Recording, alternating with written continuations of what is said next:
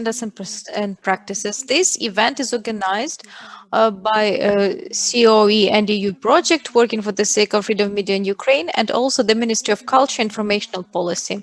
And today we are going to have 4 sessions. Uh, Disinformation and public trust. Then also we are going to talk about different positive practices, actors, and also included internet platforms, civil society.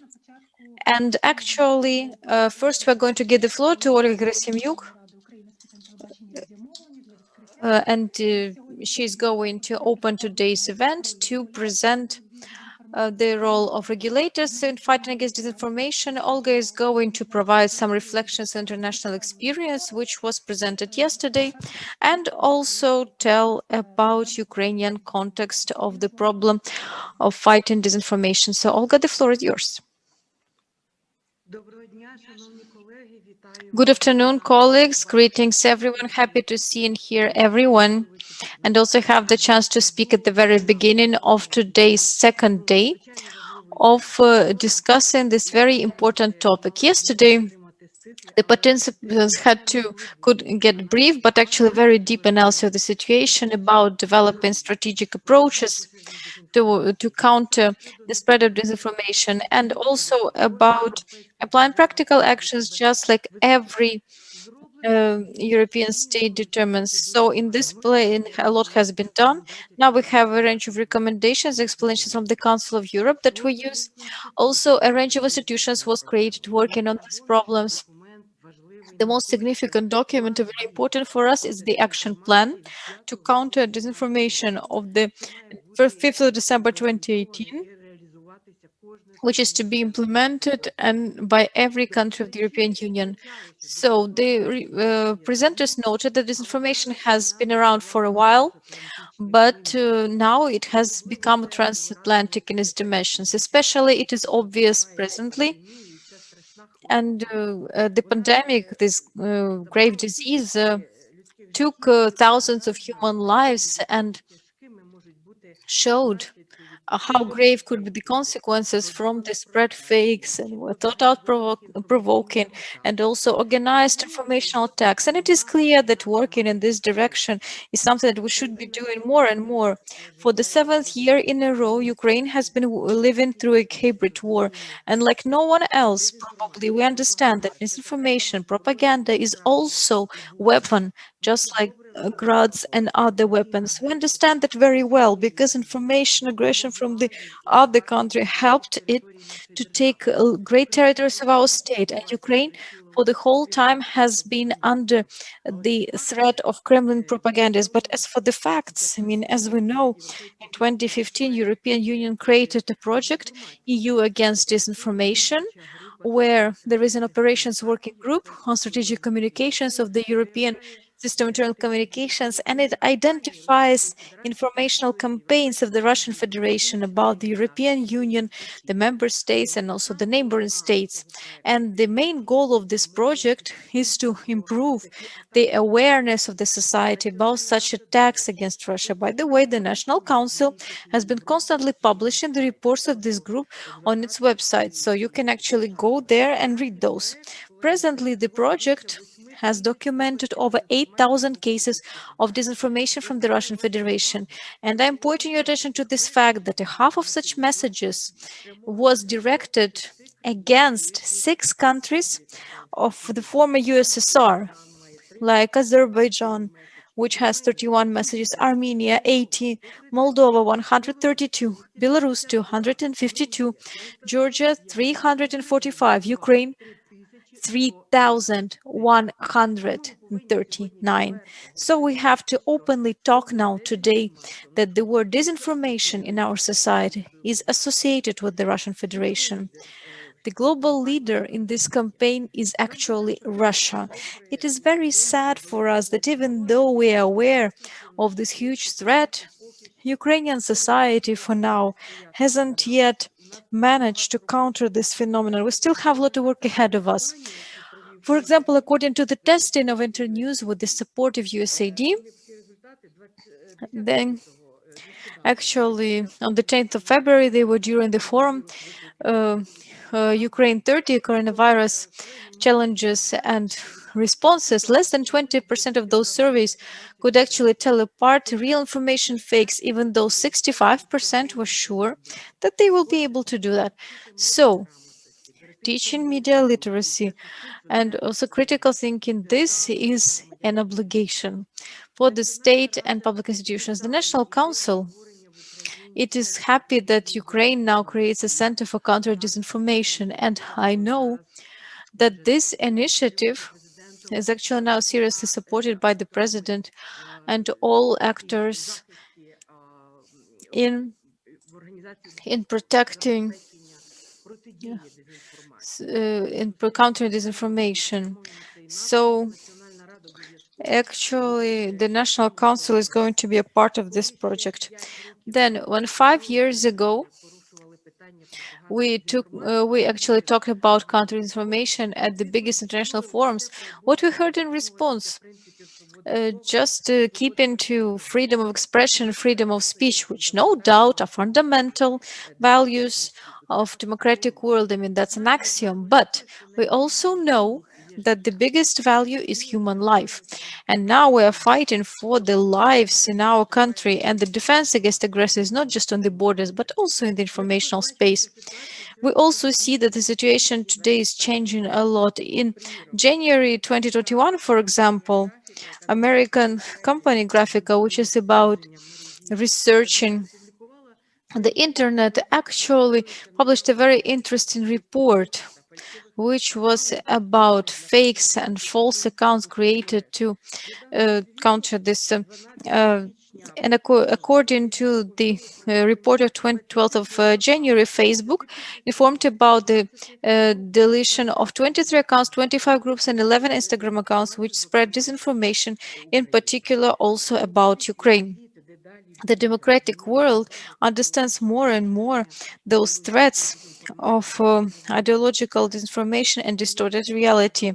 And as one of the reporters said yesterday, fighting against disinformation by just information is simply unrealistic. We have to use all those means, of course, all appropriate means, as has been recalled by some people. Actually, there are some examples in regulatory things, and here the examples are actually France, Germany. These are the examples which I can now offer. Also, the Higher Council on the Visual, like French regulators, and they have the right to actually refuse in signing the convention with the foreign country if the activities can actually prevent the life of the nation by spreading fake news. In Germany, starting from the 1st of October 2023, about strengthening the liability of social networks. It is called the law on Facebook, and is actually probably the first sign, and its provisions directly designed social sharing platforms, which allows interpersonal communication to fight hate speech and also the spread of malicious content, like, for example, anti-constitutional content or the content associated with terrorism, child pornography, and also the content which degrades human dignity. I'm convinced that you colleagues are going to name even more examples here. As for Ukraine, even though Ukraine for a long time has felt the consequences of a hybrid war, unfortunately, to strengthen the protection of our country from this impact is something that we haven't really moved forward. The current legislation is outdated. It doesn't contain clear mechanisms to prevent the spread of disinformation. The general norms do not require the spread of disinformation. And moreover, we don't have an actionable mechanism to counter such phenomena, because the law actually tells the media to spread objective information, but doesn't provide any criteria about how to determine its objectivity. In case these norms of the law used to the media, the regulator is going to have very long court proceedings, and we can talk a lot about that. Self-regulation in our field unfortunately, is very weak. This is our reality. We also have examples today about applying lots of sanctions to several broadcasters who used to systemically spread this information. All the decisions of the regulator were appealed to in courts, and we keep to spread those not credible, unbalanced, and manipulative information. And also historical facts. For example, it is the notorious TV channels which was suspended due to Security and Defense Council sanctions like Zik 112 and News One. On the air, they are actually and also propaganda of the aggressor country. And this in the media doesn't have anything common with the journalism or that freedom of speech, because there they violated the main standards. It's not about the journalism's freedom here. And actually now the information is widespread that Putin in the Crimea actually protected this project. And also the biggest journalism communities actually were unanimous in evaluating the suspension of broadcasting from these propaganda channels, and they claimed that the state should react to constant work if case of direct and implied claims against its sovereignty and integrity. And I think that this could finally be a piece of support for us so that we could approve a law that we have been talking so much about during the last year especially. And I hope that this year is going to become a year of approving this law. As the work on the law draft on disinformation that we've been actually discussing, even further on, we still have a lot of space for spreading fakes and avoiding responsibility for their spreading. And presently, the national regulator, the National Council, started using the experience of European Commission on fighting disinformation, which created special website. Uh, European Union against disinformation, and over there are some cases with information facts of from 16th of July 2020. The National Council signed a memorandum of understanding and cooperation information exchange with an NGO known as Stop Fake. During the monitoring of TV programs, the regulator documents information which has the signs of information. I mean, we cannot, as I said, react to the lack of legislation. I emphasize once again, and actually to analyze its credibility, and if cases necessary to refute it, we still use the cooperation with Stop Fake, we send requests, we use them their analysis, which they do according to their own methodology. And we also publish these consequences on the official website. So please pay attention to that. All those facts that are researched there, we preserve them for further use during the monitoring of TV and radio programs and providing due evaluation to the new documented facts, which can be classified as manipulation and misinformation. We also have to state that a lot of these cases are widespread disinformation is this persistent narrative of Moscow propaganda, which continues in different media and also, unfortunately, in Ukraine as well. There are 19 cases like that for sure.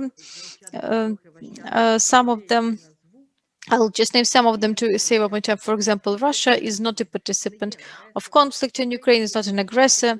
In 2014 in Ukraine, there was a civil coup, and now there is civil war going on. Crimea is Russian, and also Ukraine is under control. And actually, Ukraine is a fascist state, a discreditation of armed forces of Ukraine. Ukraine is a polygon for biological weapons, and so on and so forth. So there are 19 of them, as I said. And during the analysis of the broadcasts, actually these facts are not an accidental. This is not a mistake of journalists, and such news are working for special generalizations to create a respective morphology and also to so that the so that actually they provided the necessary evaluation. So manipulations are a method to ensure mass cliches into the mass conscience, and also for spreading some facts on air. The National Council actually appointed extraordinary checks and applied sanctions. Among those facts, we can see the information which was spread by News One TV channel about viewing of the presence of corruption in the National Bank of Ukraine. This would also be spread in the by Maxi TV. Also, are the statements that actually have the signs of violating the requirements of several items in legislation, like replacing notions, spread of non-objective information. Again, News One in the program, I think they actually spoke and they got those sanctions and opinions, which also violated legislation and spread this information. Very recently on air of 1+1 and News One, they actually spread non-credible information about the activities of so-called secret labs in Ukraine, in the US, which allegedly work on developing biological weapons. So these stories and their stars actually caused a lot of unrest in the public, and they actually belong to the narratives which are actively spread by Russia. At the time, this informational wave was launched in Georgia before the end of the cooperation agreement with the American researchers, and then it took place in Ukraine again. So the National Council addressed these campaigns about the motives of this information, and actually it was about the statements that sounded there. And in my opinion, one of very important steps, most important ones for Ukraine, directed at efficient work and also disinformation and propaganda from Russian Federation. It should be a long expected and very necessary renewal of media legislation. I started with conversation from that, and I'm going to stop here to actually give the opportunity to you colleagues to work. I was very happy to start this conversation, and thanks again. That's very important. Дякую. Дуже вдячна, що ви долучилися до нас такою ґрунтовною, надихаючою Thank you, промовою. and I'm really very happy to have seen you with this very comprehensive presentation. Thank you for having mentioned the media law. We also expect that our legislation would be approximated with the European standards in view of our commitments to the Council of Europe. You know, we support this process, the discussions of it, our project. We have all sorts of training events, and we support the dialogue to help adopt the media law. Thank you, Olga. And we proceed to the next session, which is about information disorder, what we know about it. I'm giving the floor to Yevhen Fedchenko, who's going to moderate the next session. Yevhen Fedchenko, co-founder of Stop Fake. Thank you for being with us. Good afternoon. I'm also very grateful to you for having invited me, because Stop Fake has been mentioned many times already. Thank you to Olga for mentioning how effectively we cooperate, and Stop Fake has been working for almost 7 years with the information disorder. So all the things that we're discussing today are part and parcel of our work. That's why I'm very happy that I will moderate this session, and I will also tell you a little later about our own experience. The session is interesting because when we start talking about democracy in Ukraine, very often it comes down to the absence of any regulation. A possibility to introduce any regulation provokes surprise immediately. And, you know, because everyone says this is an offensive against democracy. This is a kind of a maximalism of this transition period that we're still being in. And we see how the situation is changing all over the world, and it has been promoted by the situation with President Trump's Twitter posts. I think that was a turning point for many people to start thinking anew about how media environment it should be телеканалами, про regulated. які вже We've also had the згадувалися. situation with free TV І channels in цього разу ми Ukraine, побачили, що and now we реакція have на це seen that в the світі вже була response to it in the дещо world was somewhat відмінна порівняно з тим, different коли в Україні compared заборонили, to when наприклад, російські Ukraine телеканали banned Russian або TV наклали санкції на channels російські соціальні or мережі. imposed Тобто ми the побачили sanctions on вже the після Russian ситуації з social Трампом networks. набагато So більше after the розуміння, про situation що нас with Trump, відбувається. we could see the global Також understanding of a бачимо в much Великій higher Британії, де level, Ofcom вирішив as well as the situation in забрати the UK, ліцензію where в Ofcom китайського decided to державного take the мовника, license away from оскільки the немає гарантії Chinese того, що він state провадить broadcaster незалежну because редакційну there is no політику. guarantee І of у відповідь independent Китай editorial заборонив policy. трансляції In BBC response, на території China Китаю. І я banned думаю, що BBC це in дасть нам новий China, такий and I поштовх до think that will give осмислення us a new ролі impetus процесу to регулювання better діяльності understand the медіа. Ну і process of також в Україні ми маємо ще regulation of кілька media. кейсів, And про in які Ukraine, we очевидно have також будемо a number of говорити. other Є cases. We'll ситуація, probably де discuss двома them. дівчатками, We have a які situation стали with two жертвами girls who фактично have become контенту на victims TikTok. of content, От of і ця TikTok ситуація зараз content. дуже активно The розвивається. Також в situation is now Україні дуже developing багато говорять actively. про In Ukraine, Telegram, оскільки we speak ніхто a не lot знає about так, наприклад, Telegram природу because no походження one knows цієї about the соціальної origin платформи, of хто this за нею social стоїть, наскільки platform, who's вільно чи behind невільно it, нею можна whether користуватися. one can Дуже use it є багато for таких freely дискусійних or not. питань, There are і many тому мені дуже issues to приємно зараз discuss. That's why I'm запросити very happy to be able to головного і єдиного панеліста invite на the only нашій сьогодні panel сесії. Це of this легка сесія для session. модерування для That's an мене. easy Це доктор session Крістіна for Розгоні, moderation от for яка me. є That's моєю Dr. колегою з Christina Rozgoni, університету Вільня, де who's вона my є colleague from Vienna професор. University. Так She's a само professor пані there, Крістіна має дуже and великий досвід Christina has роботи a lot of в experience of регулюючому working органі в Угорщині, де at вона the працювала з regulatory body in 2004 Hungary, which she по worked between 2010 рік. 2004 Вона and працює з 2010. усіма She works міжнародними with all the організаціями від Ради international Європи до organizations, Європейського from the Союзу, Council of ЮНЕСКО, Europe to the EU, консультуючи якраз з UNESCO, питань consulting them регулювання on медіа. media І тому я regulation. думаю, що That's це why буде I am абсолютно sure that ідеальний this would спікер be для an того, щоб ideal поговорити, speaker як регулятивно to можна talk about відповісти how на one can діяльність respond with інформаційного висновку. regulation to Пані Крістіна, the information floor is yours. disorder. Christina, please. Thank you so much, and thank you for the very kind introduction. Actually, basically, you named all the keywords and all the connection points. If we wish to take a stock on where we have gone so far and what we have learned so far about tackling disinformation and strategic manipulation, we should remind us that it was exactly 5 years ago, back in 2016, when we have been first confronted with the phenomena of organized disinformation with detrimental effects to democratic processes. It was the 2016 US presidential election and the Brexit referendum in the United Kingdom in the same year, which have showcased the power of digital media manipulation combined with corrupt political micro-targeting and strategic disinformation campaigns. These incidents also highlighted the limitations to traditional law enforcement mechanisms and the outdated measures that were in place.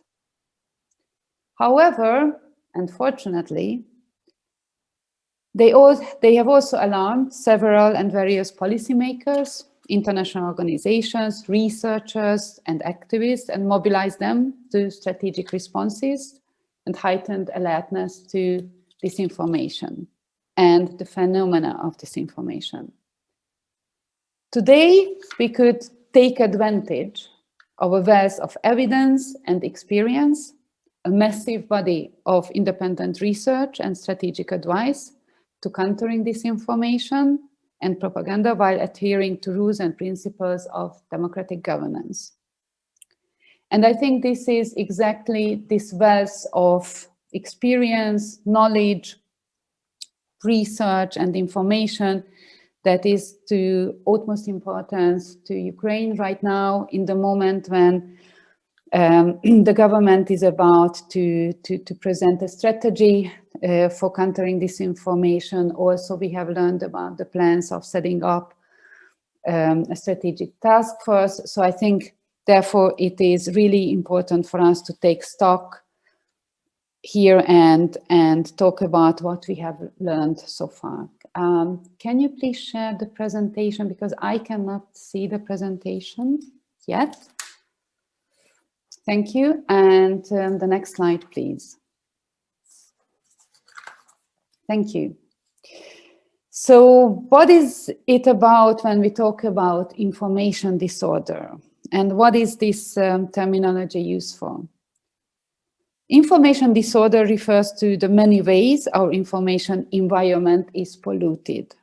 Disinformation, as opposed to verifiable information, can cause harm, since it may serve to confuse or manipulate citizens, create distrust in international norms, institutions, or democratically agreed strategies. It may also lead to disrupt elections, never forget about that, or paint a false picture about key social challenges. It can also be deadly, as the COVID-19 pandemic and the disinfodemic has illustrated. Disinformation is typically organized by both state or non-state actors, including individuals and organized groups. As we all know, lies, rumors, and propaganda are not new concepts. But what is new now is the ease with which anyone can create compelling false and misleading content, and the speed with which that content can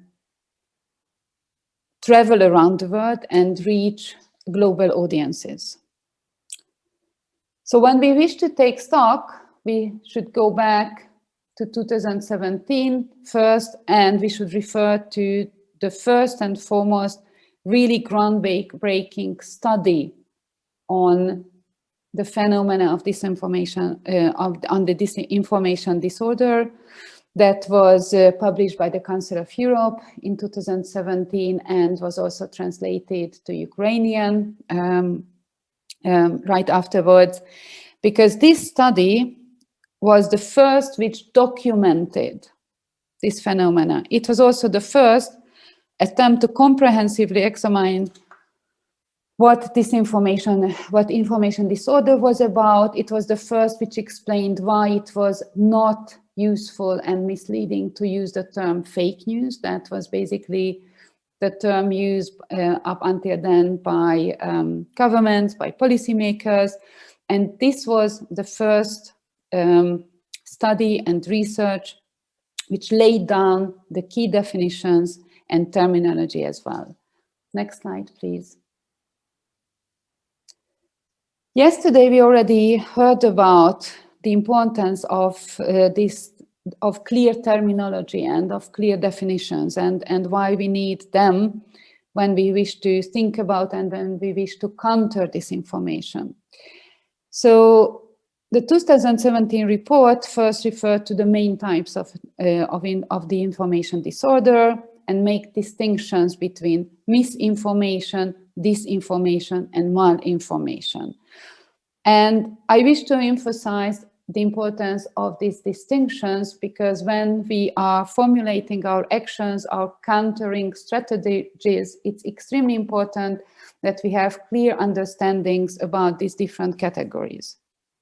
Also, what we have learned from this study was that the most impactful disinformation was that which has a kernel of truth to it. Taking something that is true and mislabeling it, or sharing something as new when actually it was many years old, was proved by several researchers as the most impactful ways of misleading and distorting information. Next slide, please. Also, this study was very helpful to explain us about the main forms of information disorder. Actually, what type of content should we think about when we are concerned about how to investigate, how to illustrate, and how to point out what type of information could be a form of disinformation. Very interestingly, satire or parody or imposter content or fabricated content, manipulated content. So the various different types of contents are really, really crucial and important, again, because of identification and because of useful and effective ways of countering them. Next slide, please. Also, the communicative process and the different actors who are involved in this process were very important to get analyzed and to get a better understanding. The agents. So who were the ones, who were the agents who created, produced, and distributed disinformation, and what was their motivation? Motivation and intent was a critical category to understand this phenomena. The message. What type of message was it? What format did it take? And what were the characteristics? And very importantly, the interpreters, so the audiences. When the message was received by someone, how did they interpret the message? What action, if any, did they take? This detailed analysis and this analytical approach was very, very important to learn about in order to start our strategic formulation of responding and countering disinformation. Next slide, please. The next very important step in our way was again characterized by a very important study, again by the Council of Europe, 2017. That was the Council of Europe's election study on disinformation, filter bubbles, and echo chambers with regards to elections and disinformation. This study helped us a lot to understand about the distortions to a democratic public sphere that is and that was detrimental and crucial to democratic elections.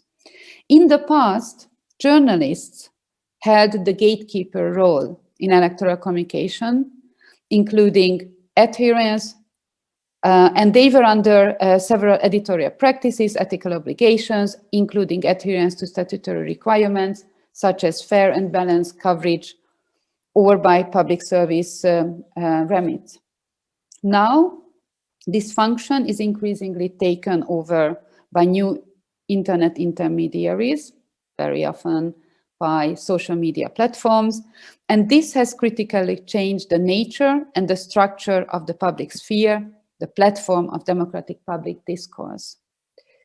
Social media and political micro-targeting turned out to be the new battlegrounds of disinformation, and our existing legal and regulatory capacities proved insufficient to ensure undistorted democratic electoral processes.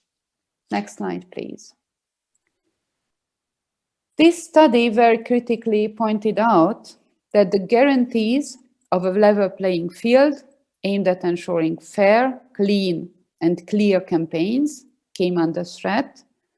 And the reasons thereto stemmed from distorted channels of communication and information, from structural and institutional limitations to ensuring equal opportunities to competing political parties, and the inapplicability of existing rules and regulations pertaining to democratic electoral processes.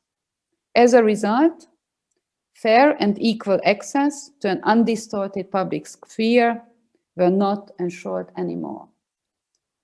Next slide, please. Sorry, this should not be the next slide. Can you jump? And we will come back to this slide. Yes, thank you. This is the one. What else do you know by now? We also have a massive body of independent research concluding on that disinformation took a next stage globally to industrialized manipulation. The Oxford Internet Institute, since 4 years, is systematically researching on disinformation campaigns And their latest report on the global inventory of organized social media manipulation came to the conclusion that among the countries they have studied, the vast majority of the countries, and you can see here the growing numbers of countries, among which at least 81 countries around the world organized disinformation campaigns by governments, and these governments were still increasingly relying on hiring private firms to carry out automated disinformation campaigns. State actors in at least 48 countries turned to these disinformation for hire services in 2020, and private firms used cyber troops made of bots and other amplification strategies to spread political propaganda and drown out other voices on social media, polluting the digital ecosystem in the process. The manipulation of public opinion over social media remained a critical threat to democracy, as the researchers concluded about. They have also cited that although social media sites like Facebook or Twitter were taking several actions to combat cyber troops, and this is something we are going to learn about more this afternoon, they concluded that there was need for much more to be done. Next slide, please. So what was the problem, and what is the problem in this regard? The COVID-19 pandemic became a stress test, I would say, to disinformation, countering disinformation, and also the biggest experience in very negative ways to experiencing the impact of disinformation. COVID-19 had led to a parallel pandemic of disinformation that directly impacts lives and livelihoods around the world. Falsehoods and misinformation have proven deadly and showed confusion about life-saving personal and policy choices. Disinformation very often appeared in several format types in the pandemic context, taking very often emotional narratives, also used very often fabricated identities, or referred to fraudulent and altered or decontextualized images and other content, and use very, very often disinformation infiltrators and orchestrated campaigns. Next slide, please. All this, so the disinfodemic, came across the globe to restrictions and severe restrictions on media freedom.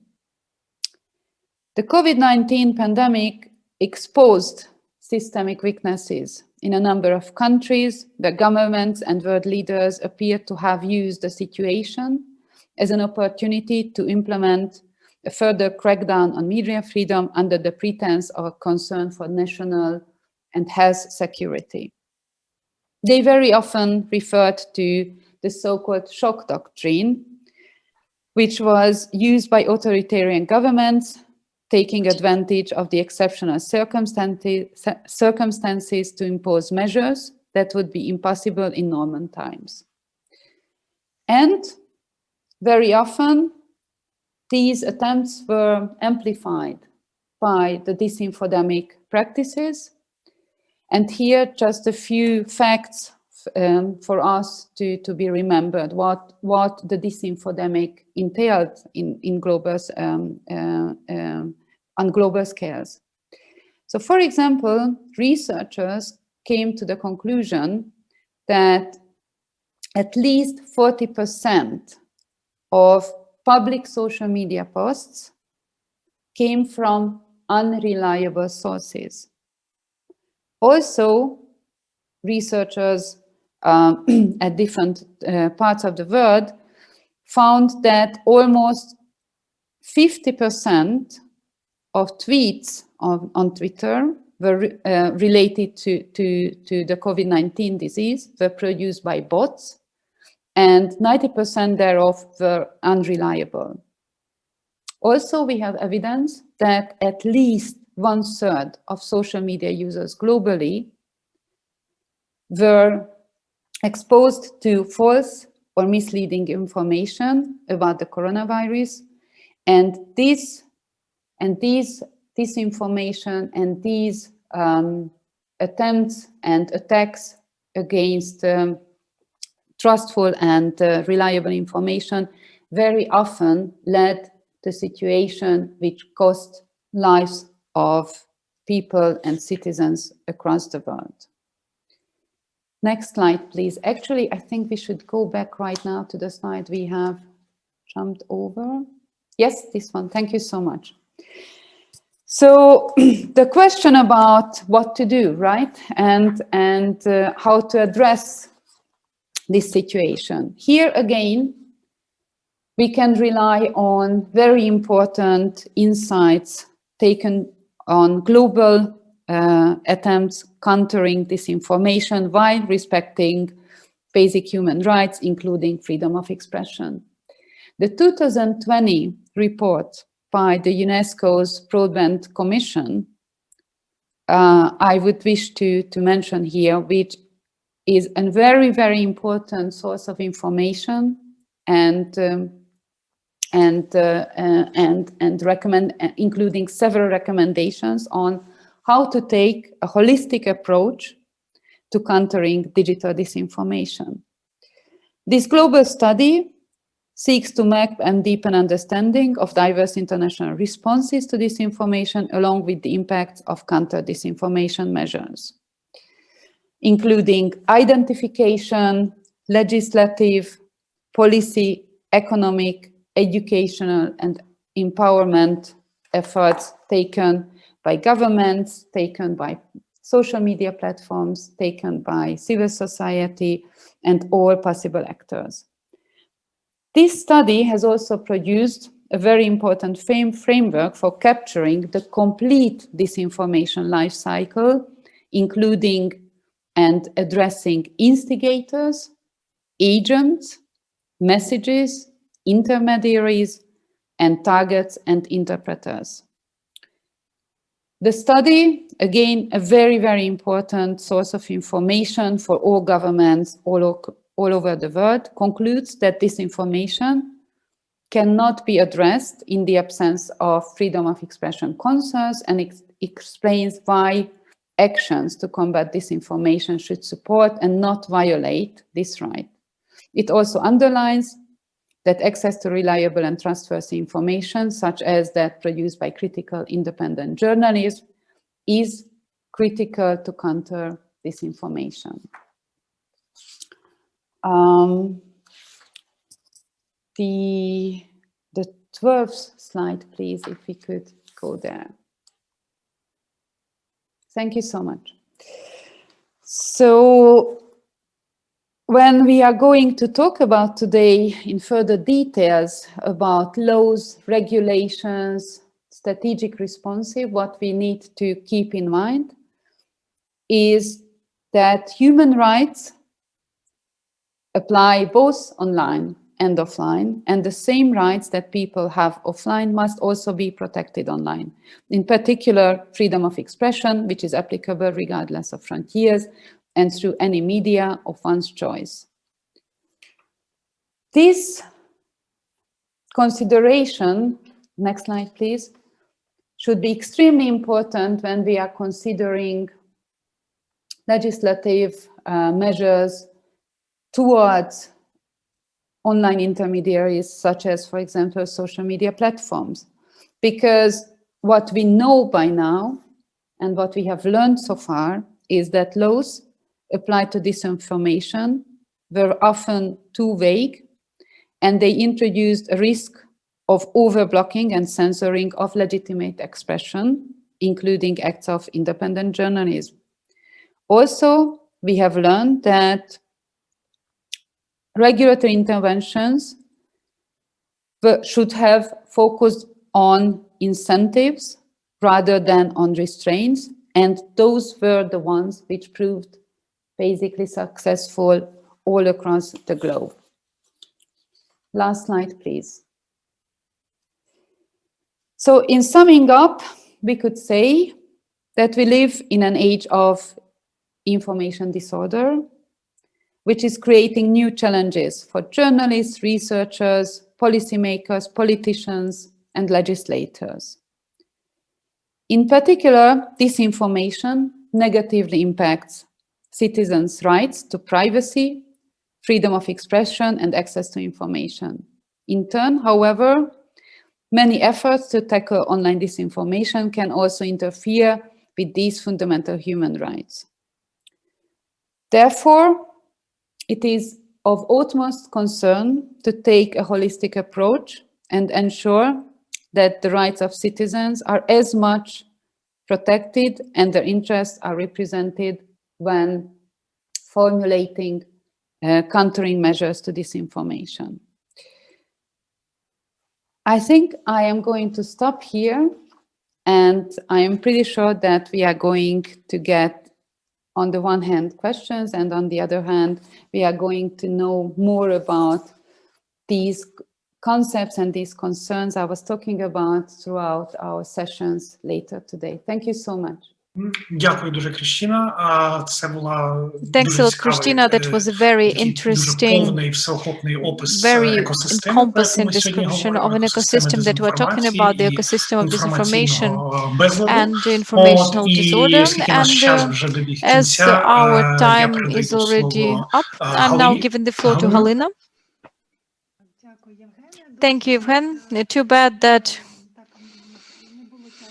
there was no time for questions and answers there, but I hope in the end of the day that we're going to have that, and we'll send them actually to them, and we gather those questions, we pass them to our experts, and I think that in the end of the event, we'll be able to provide answers to those. But we're now passing to the full session, which is dedicated to the role of broadcasters and manifestations of informational disorder.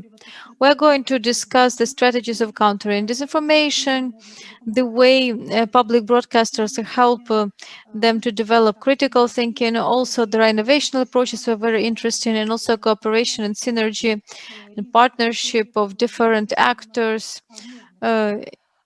as broadcasters.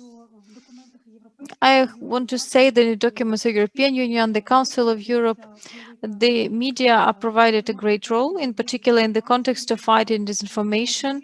They are called vital, sometimes even the leading actors, which have very good position in there for fighting disinformation. For example, the resolution of Parliamentary Assembly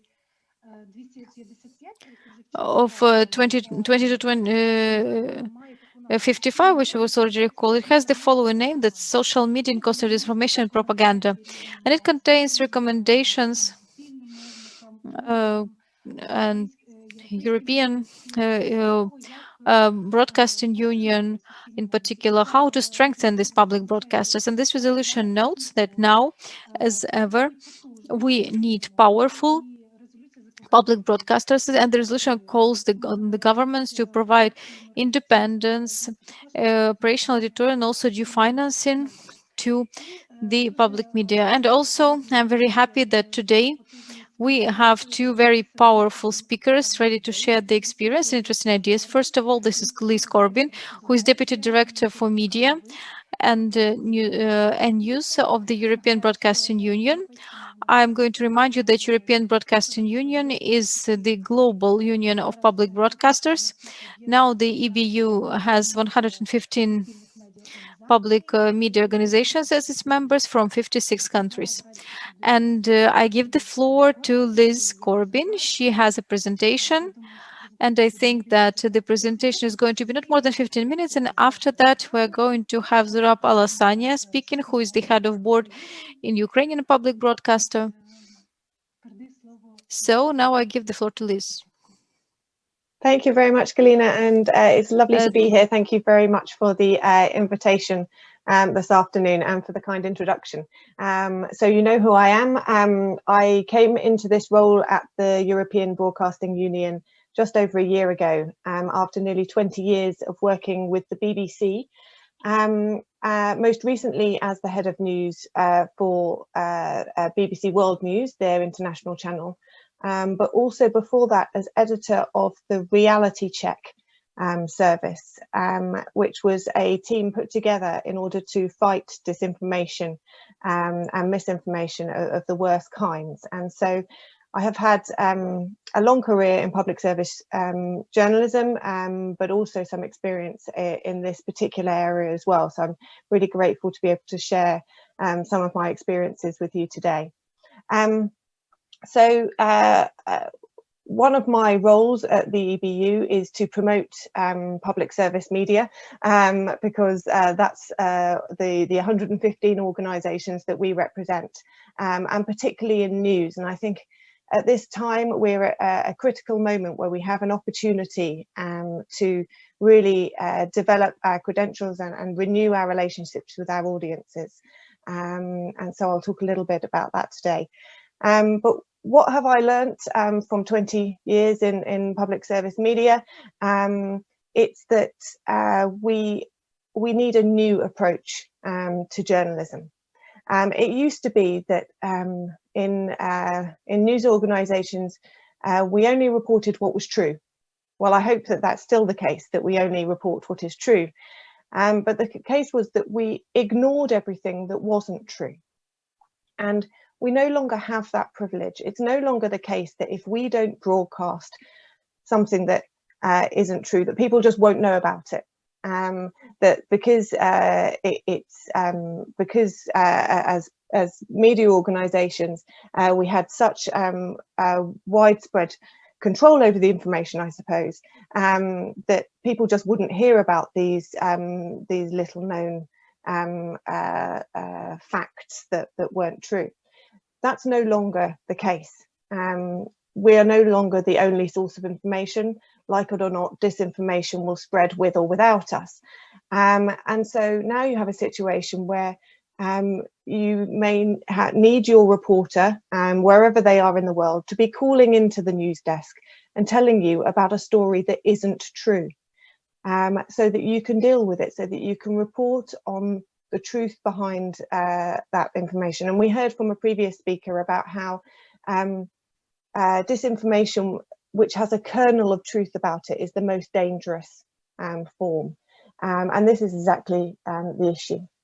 So now we have to deal with not just telling all of the stories which are true, but also dealing with all the stories that aren't true. And in came fact checking. 5 or so years ago, everybody started setting up fact checking teams. Now, it was always the case that journalists were involved with fact checking. We would never argue that they weren't. In fact, there was a strong argument within news organisations themselves saying, why are we talking about doing fact checking? We've always done fact checking. And that's the case, but we weren't sharing that process with the audience, and this is what's new. Does fact checking work? That is the current question. And yes, it does. Not in all circumstances. It has to be absolutely comprehensive in the way that you fact check, but it does work in some instances. And I want to give you 2 examples, recent examples.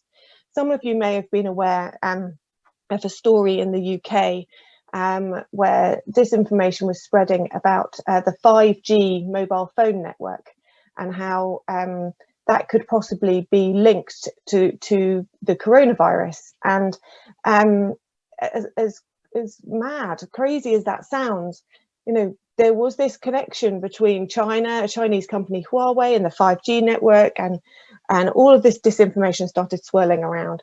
You may think harmless. Well, it wasn't harmless. Some of those mobile phone masts were attacked, some were burnt down. But a pretty swift action by the media in the UK to tackle that that disinformation very firmly and very comprehensively did make that thankfully go away fairly quickly. But let's take another example. What are the again about the origins of COVID-19? Was it manufactured in a lab in China? Now, there is no evidence so far that that was the case. And there's plenty of evidence to suggest that the virus jumped from animals to humans.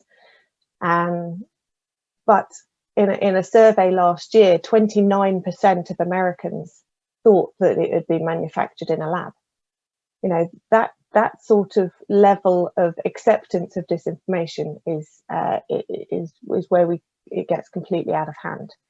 So fact checks do work, but the people doing the fact checking have to be absolutely trustworthy. It's another level of responsibility to be a fact checker, on top of already being a high quality public service journalist. To be the fact checker as well, it's really another level. And we see other groups and organisations and individuals trying to get into fact checking. The social media platforms themselves, for instance, campaigning organisations or commercial companies, political parties and governments, all thinking about or trying to get into fact checking. And in my view, all totally counterproductive. The fact is, the moment you are perceived or you do actually have an interest in the result of your fact check, then your argument's lost. There's literally no point doing it because the public won't believe that you haven't made the fact check have the result that you wanted it to. So fact checking does absolutely have a role, but it's absolutely not the only weapon in this war against disinformation. And I argue today that the key weapon is trustworthy, independent and top quality public service media, which is accessible to all. If I can share my slides with you now.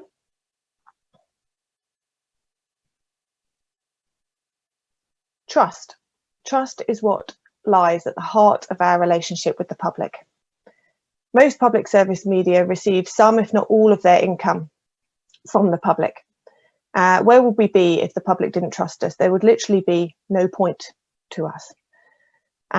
So it's good news that in 62% of European countries surveyed by the Reuters Institute, the public service media is the most trusted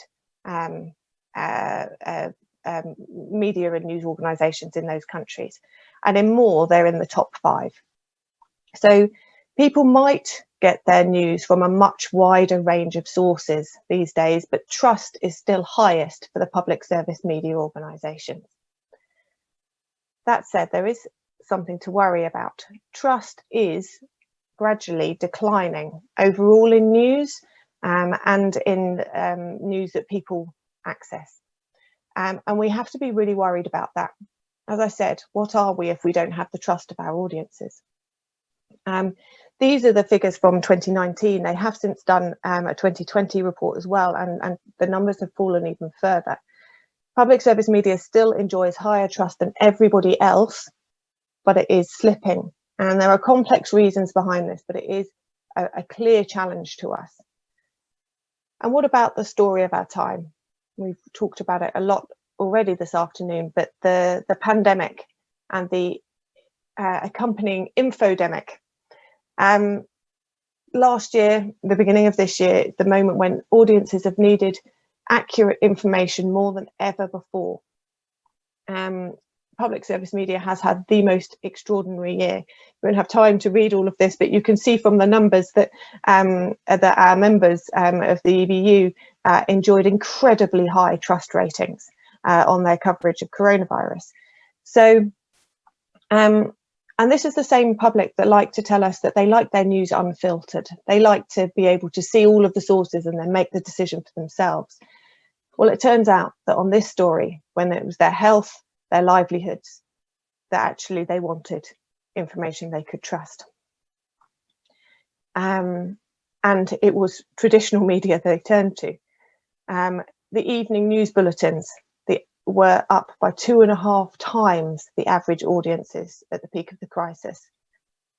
Young people, you thought they only wanted Netflix? Not so. Audiences for public service news up by 44% amongst young people. Websites, website traffic is growing all the time, but not by 2.5 times, more than 2.5 times the audiences to their website. So trust is up, but trust is also down. It's a confusing message at the moment. It is possible that 2020 could well be a turning point. And it's certainly a moment for public service media to capitalise on this opportunity. So what does the public actually want? Reuters also, in their study this year, found that although overall trust is edging downwards, the majority of people really still crave for news that doesn't have a point of view. So despite what you see in the US, which is often at the forefront of lots of trends, where they have a very divided news market, there is not, even in America, there is not a preference for news which shares or reinforces our own point of view. And what I think is crucial to remember is it's not just about whether a public service media organisation or any media organisation has a bias or has a point of view. It's whether they're perceived to have one. So you could have very balanced, very excellent coverage, but if people think that you're not independent, then you still have a problem.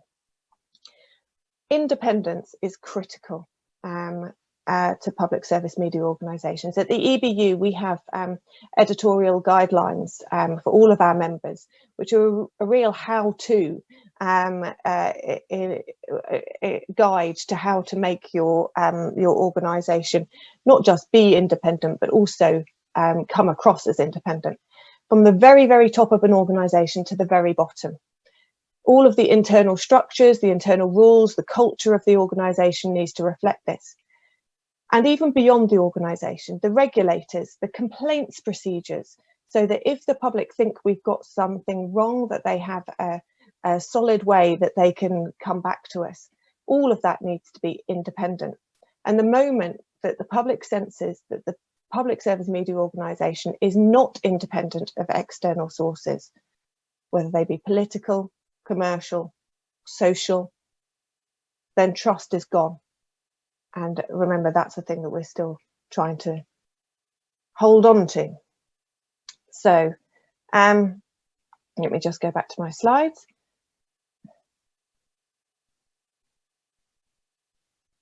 The funding of public service media. To keep the trust of the audience, we also need to be really top quality. The public won't trust us if the quality of our journalism isn't good enough. And to keep the quality of the journalism good enough, you need to have secure funding. You can't invest in the future if you're not sure what's happening to your money next year. Now, that didn't work. Okay. Despite pre-COVID, despite economic growth before this period, public service media funding has either been stagnating or even eroded in some places. This graph shows public service media funding as a percentage of GDP, and you can see it falling. And the pressure on us is increasing. Every other part of the audiovisual sector is seeing revenue growth. Public service media is on the blue line at the bottom. This is the competition. So why bother? Why should we bother funding public service media? Well, it's absolutely critical for the quality of our democracy. Well-funded public media is correlated with the quality of democracy. Countries which invest more in public service media are more politically stable. And where public service media is well funded, citizens participate more in politics. In some countries, we see attempts to stifle the independence and impartiality of public service media, to threaten the trust between the audience and the public service media organisation. But where public service media is allowed to do its job properly, it helps make democracy and governments stronger. It helps scrutinise the governments and therefore drives them to do a better job for the public. And in order for public service media to achieve any of this, it's got the independence, it's got the funding, then it needs to be accessible to everybody. Public service media is a universal service. It's for everyone. It's not just for the intelligent people in our society or for the wealthy. It's not just for those who share the majority opinion or for those that live in cities. It's not just for those who have access to the internet. It is for everyone. And what we've learned a lot over the last 10 years, we've had more access to more data about our audiences than ever before. And frankly, it's been tough reading. We have super served some audiences and completely left behind some others. Even down to who we employ in our organisations. We employ people who are all the same type. We miss huge chunks of our society, and that's got to change. Some of our audience hold views that we find abhorrent, but we are still for everyone. Everyone has to be taken seriously and they have to be given respect. We may find arguments to counter those views, and we may provide an education in some areas, but we still have to respect people of every viewpoint. And until everyone feels that public service media news is for them, we won't beat disinformation. If people feel excluded, they will go somewhere they don't feel excluded. And that's where disinformation gets a foothold. So on that note, I'll pass back to Galina. Stop sharing my screen. Дуже дякую, Ліз. Thank you very much, Liz. It's a very interesting presentation, very interesting ideas that we have also been discussing a lot in Ukraine, where our social public service broadcaster is working. And I want to give the floor to Zurab Alasadi, Head of Management Board of the BBC in Ukraine. Thank you. I'm very happy to see you all. Liz, including our Context VB, are quite close. And I can confirm, well, it doesn't need to be confirmed, but I confirm everything that she said. And our contacts are very close, and they really help us a lot. Another thing, that the Ukrainian public service broadcaster is the youngest one in Ukraine. We're only 4 years old. And if we compare such stable and sustainable status of BBC or of old public broadcasters and with our country where we have the war, is very difficult. And we cannot compare us, of course. At the same time, we're taking the same road. And now as I'm looking at my, not presentation, but the speech that I have prepared, I'm afraid I would be out of line, out of this main message of today's conference, because I have my own ideas and thoughts about disinformation, fakes, and how to fight them. And they may be slightly, well, they reflect more the mission of our public service broadcaster. So give me 6.5 minutes so I can read to you what I have written after lots of thoughts. And I will start with disinformation. It has thousands of faces and just one word: it's a lie. It's easy to create disinformation. It's hard to refute it. It's all the facts that can rebut disinformation, and demand for them is not so high as for thwarted information. The reasons for that, if you allow me to offer some ideas. The demand for bad quality information, there are many reasons for it, but the main one can be briefly described as follows. Because of explosive development of technologies, the number of information does not allow the humankind to master a lot of it. They just don't have a lot of time. Consuming a lot of information is detrimental for its quality. When competition forces producers of content produce even more and more, which leaves even less time for the consumer to critically understand this information. It's like a vicious circle.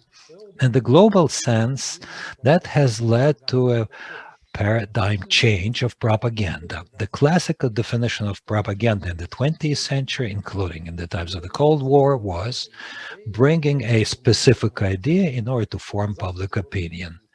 And the means of production of information distribution cost a lot at that time. Remember, for publishing houses, for TV and radio platforms, they were mostly in the hands of the governments in the Eastern Bloc. For the past 20 years, the means of production of information have become much cheaper.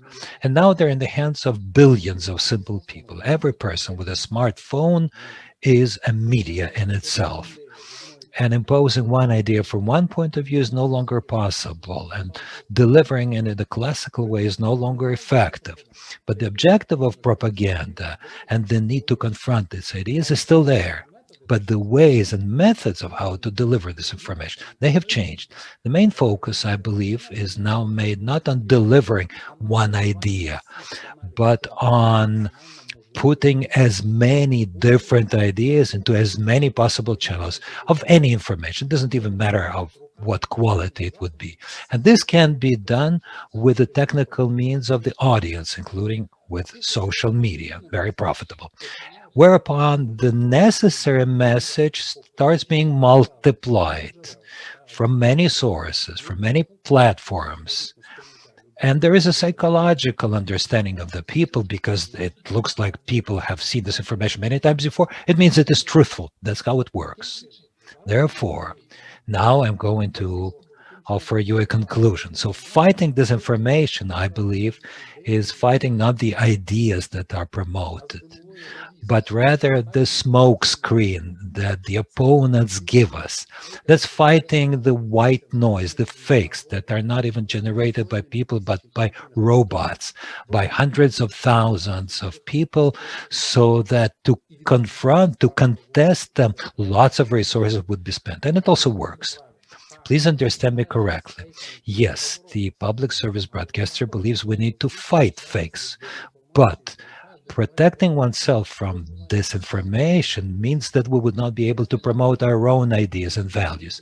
The hybrid war with the aggressor country, as long as we fight the Russian fakes, saying that the Western world is bad, that Ukraine is bad, Russia is promoting the idea of the Russian world all over the world.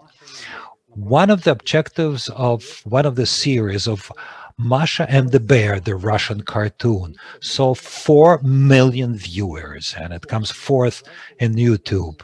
It's a wonderful promotion of the values of Russia. Ukraine has not come close to it yet.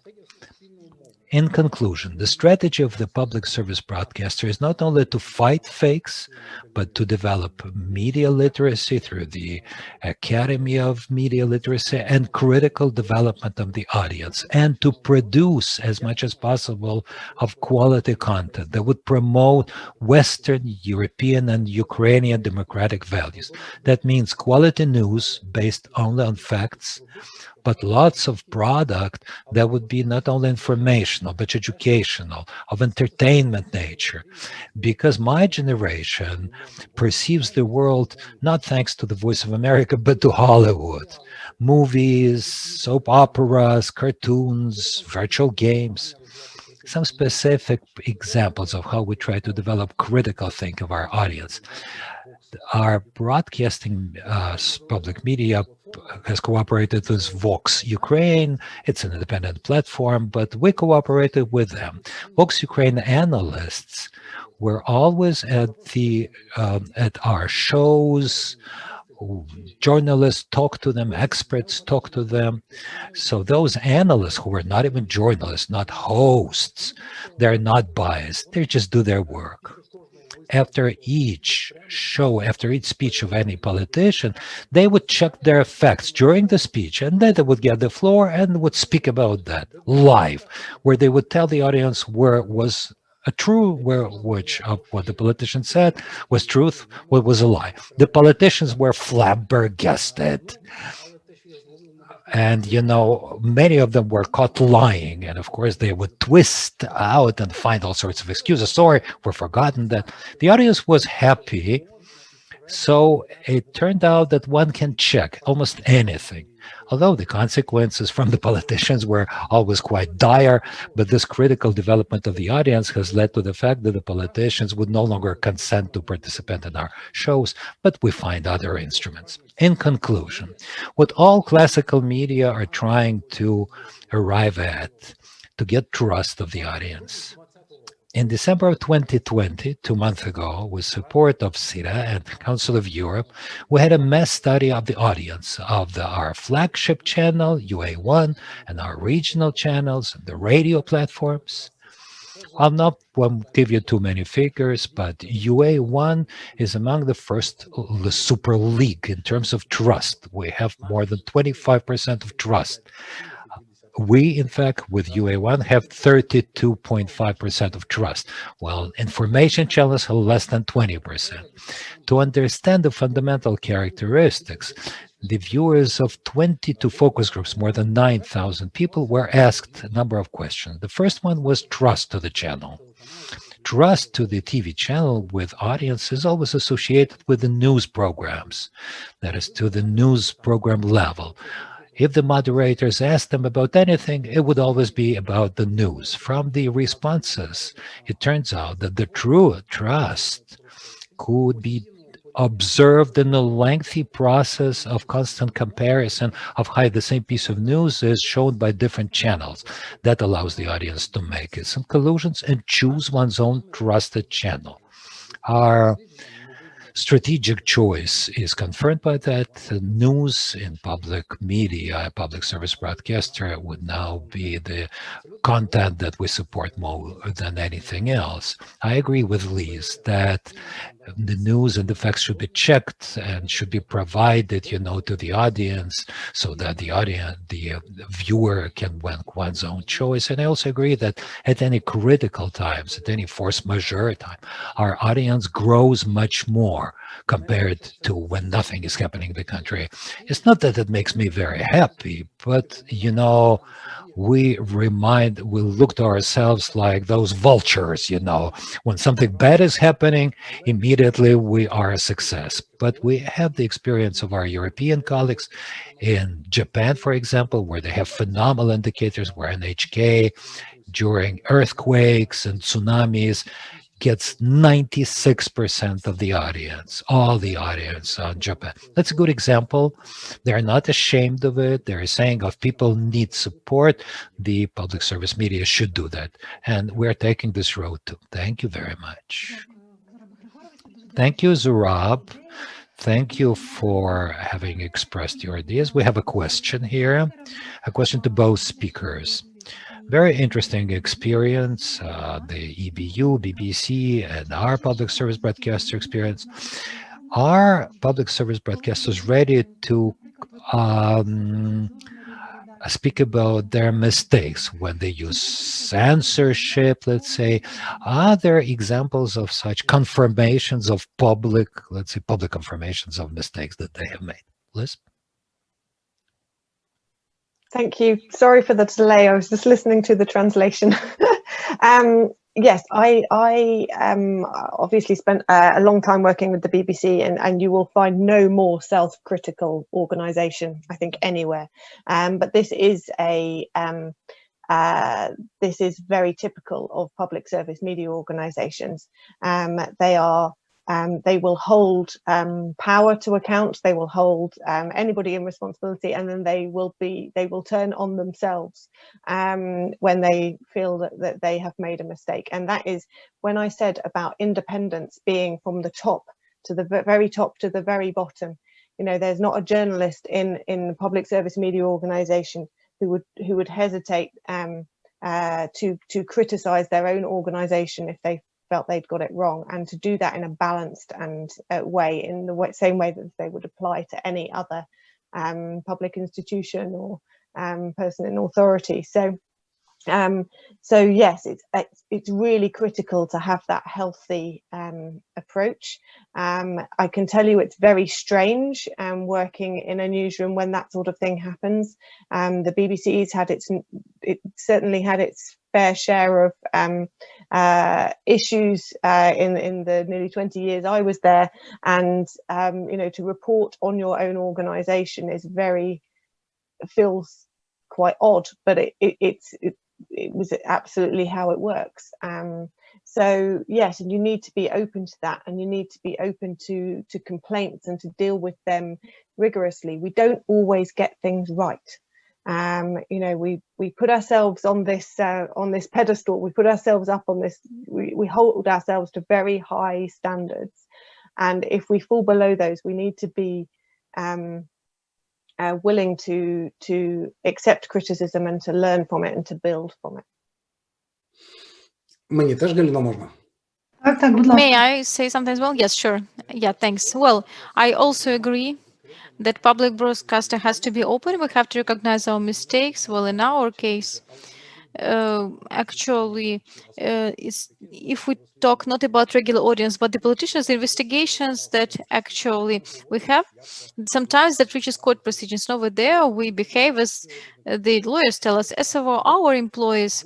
Actually, we had in the beginning of that lots of cases, and I can say that this is not information that the company gives out as such, but due to social networks. And I mean, a specific example there.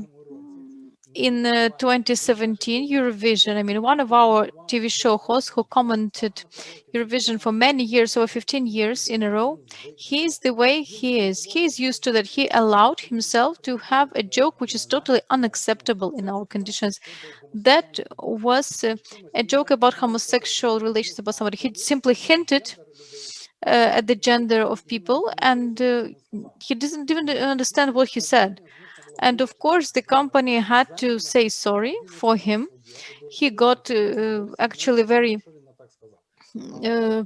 serious things, but actually very often it happens that in social networks, somebody of the employers or of the public broadcasters writes something, and then you're doubting, you don't even understand whether it's already censorship or not when you tell them, your employees, that you have to know that you represent somebody, even if you write something on your behalf still. I mean, you shouldn't say any explicit words or radical views, because they get mad. They really get mad. They say that, well, you break us and all that. Well, you know, BBC has actually huge book of ethical behavior and the rules, and we know it, we translated it, we asked and really wanted to introduce that there as well. And little by little, we developed our ethical code for those who work in Spili, and actually many of them, actually half of the employees aren't happy with it, but I think that with time it's going to change. Yeah, thanks.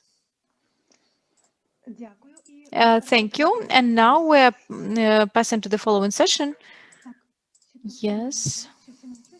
I hope everyone actually hears me. So I pass on to the following session, which is dedicated to reaction of online intermediaries to information. I give the floor to Christina Razgani and also to Katerina Kruk. Thank you so much. Hi, Katerina. Very nice to see you. Hello, hello. Hi. Thank you so much. And our next session is kind of on the other end of the measures in terms of media measures and countering disinformation. On the one hand, we have public service media, and on the other hand, we have online intermediaries, and they, as we learned, are competing with each other in certain ways, although usually online intermediaries deny to say that they act as media. So we would be very interested in to learn about Facebook's responses to disinformation, and especially taken into account the Ukrainian context. So Katerina, the floor is yours. Thank you very much for your questions. And I do believe I will switch to Ukrainian, as majority of our audience is Ukrainian speaking. Звичайно ж, готуючись до Well, normal, of course, preparing to this conference and getting a question from the organizers, I understood how many things in the context of approach of social networks and the logic and strategic thing, how we're building our things, that we actually have to explain those. And understand we just have half an hour. I decided to concentrate on three important blocks, which mostly are repeated about Ukraine, because, of course, this is the topic that you can dedicate a whole conference to.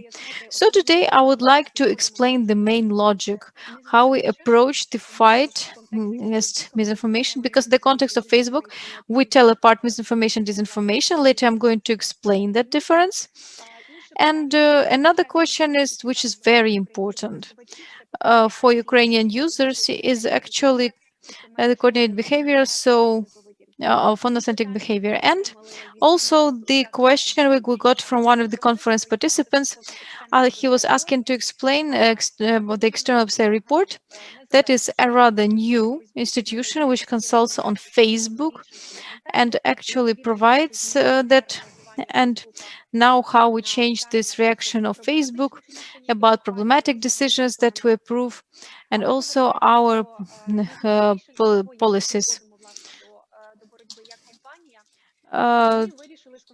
So we decided to concentrate on three main directions. First of all, understanding that we deal with a huge platform which is used to all over the world. Facebook has over 2 billion users, and misinformation is actually a problem. Social networks are used in propaganda means, in disinformation campaigns as well. So they need to have this global direction. And the social network needs to look at programmatic things, which, and I mean, here we are totally modest in understanding that we cannot stop this problem in full. We can see the only way to solve it, but we can significantly minimize the possibility of easy spread of disinformation in our platforms. And the first strategy is towards removing information. So Facebook bases all its decisions about the content on our standards, community standards, which are public, which are translated to all languages, in Ukrainian as well. So, of course, every decision that we approve about the users on the platform, what they posted, what they are going, whether they're going to be present on the platform or not, I mean, it is grounded on these rules. And we have to understand that in this work, we also have to attentively look at fake accounts which are created by algorithms, first of all. So if we talk about the definitions which are used in Ukraine, like bots, they are probably the closest to this understanding, when for behind the account there is a machine. It's not a living person who switches the accounts. And understanding how often they can be used in disinformation campaigns, we very clearly work with AI to actually prevent the creation of such accounts or delete them immediately. So if we understand the scale of this work, every day we delete about 1 million of fake accounts, bots, and this work is being done within 1 day from their creation. So we have to be very quick. Other examples of disinformation removed from the platform, and actually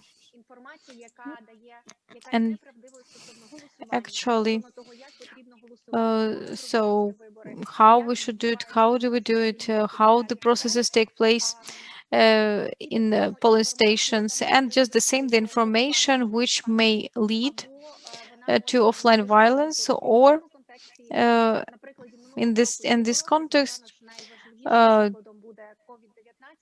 So what we did with the WHO, with UNICEF, and also with local healthcare institutions to understand what kind of information about coronavirus or about its treatment, or how to prevent the disease, and also about vaccination. So what kind of information which is spread not just in one country. This is actually a very global, that there are some global hoaxes, conspiracy theories about coronavirus or about vaccination, which can bear direct threat to one's health. So just the same, this policy was also used, again, the example of specific countries which saw the outbreaks of some diseases, like cholera in some countries or Ebola. We understand when there is a very serious situation happening for the media on the ground, information which is spread online, it has direct connection with offline community, of course, we're deleting this information. But also, if we talk about deletion of information, this is actually very strict cases. And of course, we're very careful and very responsible about the information that we delete. And remembering, of course, that we're very powerful. And you have to be responsible with a great power. You shouldn't exaggerate and overdo with what we delete and not to apply censorship. So that is why in the context of manipulations and fake news, which can be either invented totally or might have incorrect statistics or interpret the data incorrectly, provide incorrect quote, distort the headlines so that it becomes a clickbait. Here we talk about a whole range of various manipulations, and in this field, with fake news and manipulations, we decided to work with fact checkers, with professional organizations, which first of all have this expertise. And actually, this is the second direction of our work, which is based on this lesson spread information which is not true.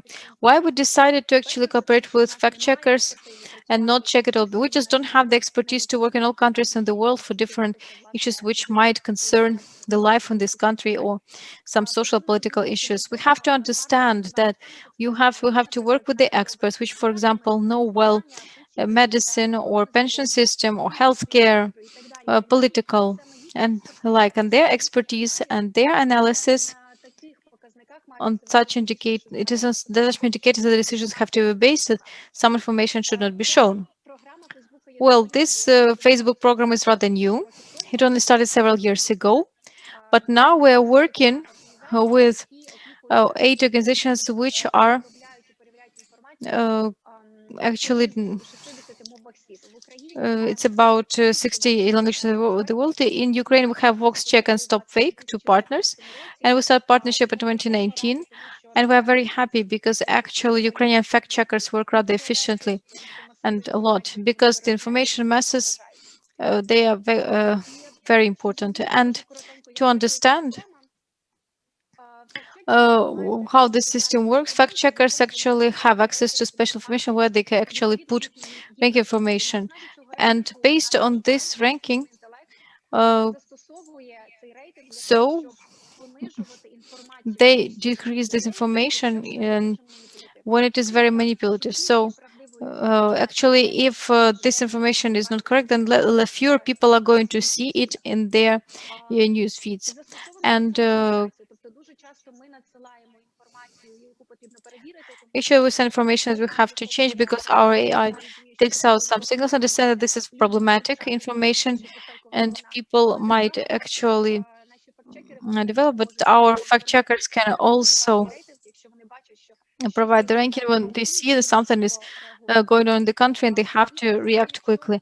And just the same, if, for example, the issue is about pages or groups which actively spread fake news and manipulative news, and fact checkers check them and they label them accordingly, then such repeated violators, they are not just going to get less dissemination of their posts in the newsfeed, but also they can be removed from the list of recommendations. They can lose the right to monetize or even to launch advertising. So the conversation also is ongoing whether we should delete those pages.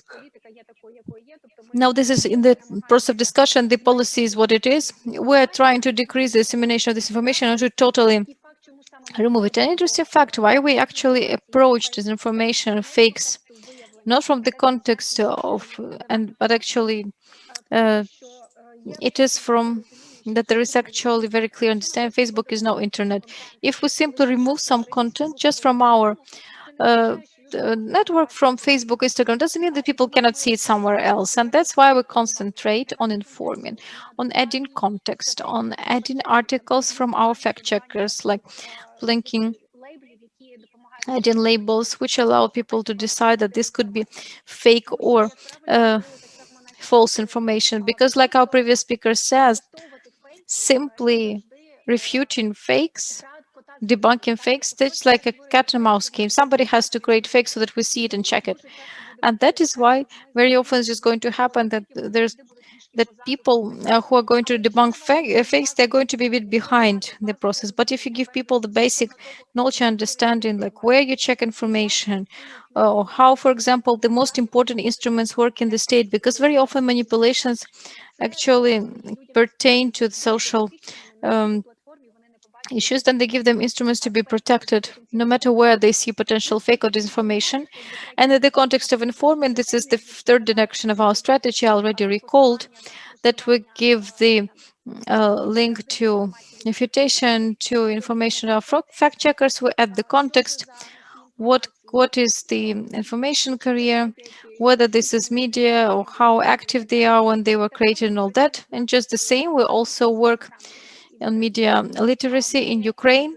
Uh, since 2019, we actually launched this three campaign. There were two campaigns on media literacy and one campaign which was more directed at hate speech awareness, when we told people about the hate speech and actually these basic rules of communication culture in online space. And to understand how efficient are the instruments that we apply, first of all, about informing and applying labels, when visually a person in the newsfeed can see that this is unusual information, that this is not true. We actually did some research in the US between March and May, and we studied how people reacted to our labels and whether they ignored them or they simply actually go there. And we checked that for example, taking 50 million of posts where this warning label was used. So visually, it was noted that this is potentially false information. Over 95% of users, they did not click it to see what this post was about. So that means that 95% of users against 50 million of posts, they saw that this was a potentially manipulated information, and then they just went on. They didn't go and read it, which tells us that the visual instrument is showing that this is incorrect information. This means that they work rather efficiently in this context. And in Ukraine, actually, this combining information fighting the social networks is very often used as infrastructure for spreading fakes and manipulative news, or in general, for great information operations.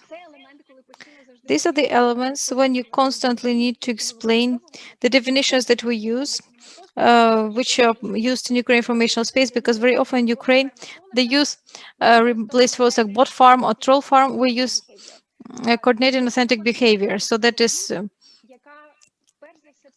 behavior which, first of all, explains what we are looking at, what we pay attention to, the behavior, how the pages, groups, or people coordinate among themselves, and how they use that, and actually why they organize this work. So it's clear that people are coordinated in social networks for different reasons. And of course, we don't simply delete groups which, for example, decided to support flash mob. Ukraine, there are lots of examples when Ukrainians in Christ way they came to the pages of international brands or different organizations to speak their mind. Very often it was associated with geopolitical situation or Crimea or Donbass, but still there are instances when there is real mobilization which does not have any uh, uh, things between links between people and pages. But if we see the groups of people and pages actually using fake accounts are trying to bring a certain opinion, to even push some agenda, this actually turns our attention, because this is prohibited by Facebook rules. Facebook rules talk about authenticity of pages and profiles that are created. They have to be authentic and represent to those who actually call them that name, which is indicated on the page. As for CIB, there are two types. First of all, that's internal campaigns, which very often are created by NGO actors. So this could be political campaigns, this could be very often this could be PR agencies. They organize their work in the way so that they could make the brand very popular. And if we're talking about deleting such networks, then we delete the inauthentic, actually fake accounts, but just the same also original accounts of real people who are involved in these activities. Very recently, we had an example in Ukraine when in the beginning of January, if I'm not mistaken, we actually deleted a network in Ukraine and there were lots of questions, but there were real people there. That's true. Yes. Even if real people are involved in CIB, we have the evidence of their involvement because they coordinated some pages and some networks. Of course, their accounts are deleted. That is uh, the translation was not very precise. When they close the bot farm is but the real people, that means that Facebook, you weren't right. No, actually, when we talk about CIB, we talk about all actors which are involved in these activities. Because there are other examples when there are external actors, often governments, often informal organizations from the outside. They also target a certain country and create coordinated and authentic networks, often located in other countries, but they send their messages to other countries. It's also interesting if we look at our statistics, because all the reports about removing such networks are public. In Ukraine, we have removed many more external networks rather than internal ones. Within the context of such networks, we remove not only the presence of the accounts, but all the pages, all the groups they're related with. So removing any presence that is related to those actors and the platforms. We also look that they would not come back, make sure that they won't come back to the platform. If once we have decided to close down a certain network, we would also keep checking whether those bad actors come back to the platform to keep using those networks with their purposes. And then perhaps I would proceed to external oversight board, to what is related to how one can appeal or challenge decisions that Facebook makes about the content. I would like to deviate a little bit that explains to you the internal rationale of our company. First of all, Facebook, I understand it may seem that it's a huge company that makes arbitrary decisions, does what it wants, never explains its decisions. But in fact, Facebook is very responsible to the decisions that we make about the content, because we understand that it can affect the user, or if this is socially important information, on how social discussion may look like. Since the moment when Facebook was established, we didn't have such standards and the rules by which we would regulate the content. But that has become a natural need, that one cannot leave just everything happening in the internet or in our networks, everything that is disseminated should not be left unattended. It was not so much a wish by Facebook, but reality forced us to make sure that we would regulate things that are exchanged on Facebook, because we have children to be protected. We have certain illegal content placed with violations of copyright.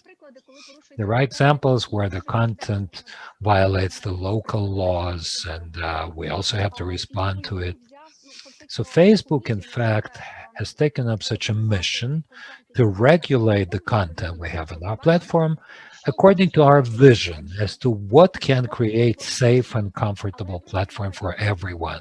But for many years, and we're saying this publicly, we turn to the governments of various countries saying that this is a decision that is not only the Facebook should make. We understand the weight of our decisions when we remove certain content, when we ban certain accounts. However, Facebook understands that very well. It should not be a private company that makes such decisions.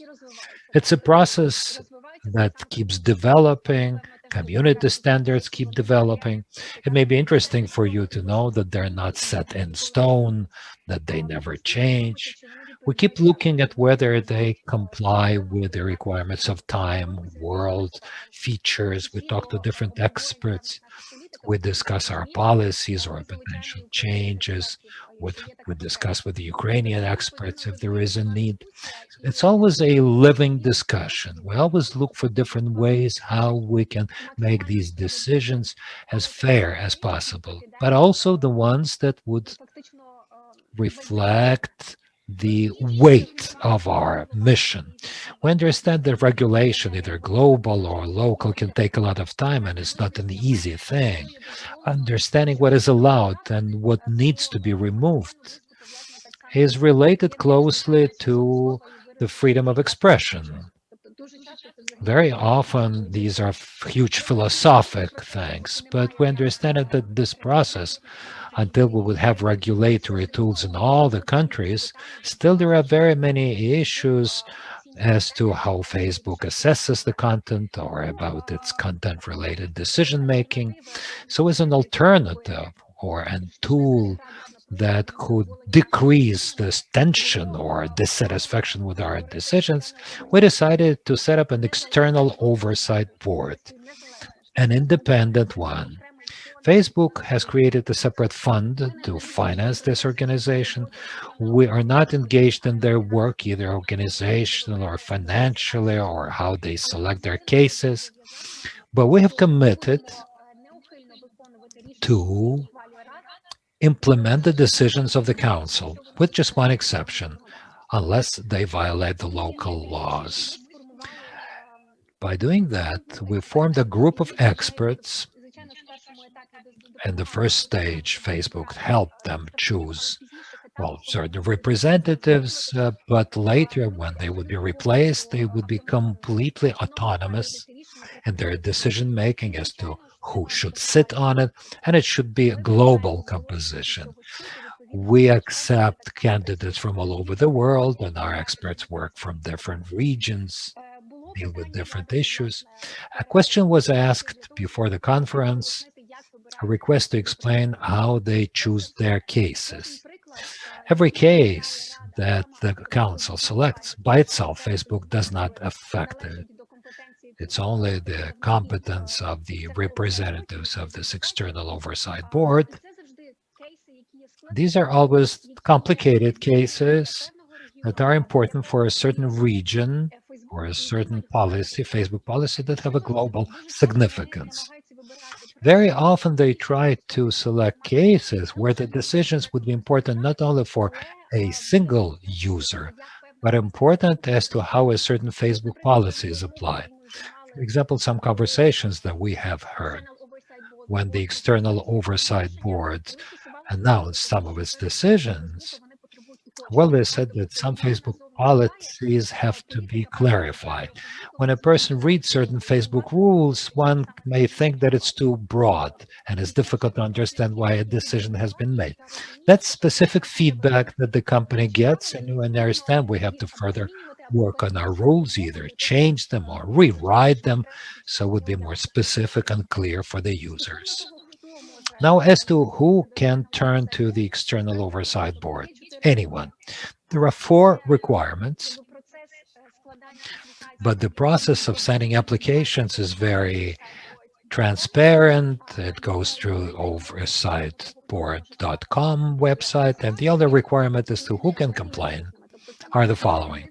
It should be an active user on an account, a person whose account has not been banned or blocked, and therefore the case should come from a person that was related to a certain decision. If you heard about a certain case and you want to turn to the oversight board, it would not work. So the person whose post, whose content was assessed by Facebook, and the person believes that it was done mistakenly, only this person can turn to the external oversight board. And of course, these are decisions about the content, not about technical issues like restricting certain functions, but the content. The person should, before sending a complaint to the EOB, first to send a complaint to Facebook or Instagram. It's the process of appeal. where one turns with a request for the company to once again look at this decision and decide whether it was correct. The content decision of the appeals should be related to the issues that do not breach the local laws. In any case, the EOB understands that we work in certain countries within the local legislative legal framework, so there are certain issues that are related to local laws. We would not accept them. And 15 days should come since the moment when Facebook has confirmed this decision that, for example, yes, we're removing this content, we will not bring it back.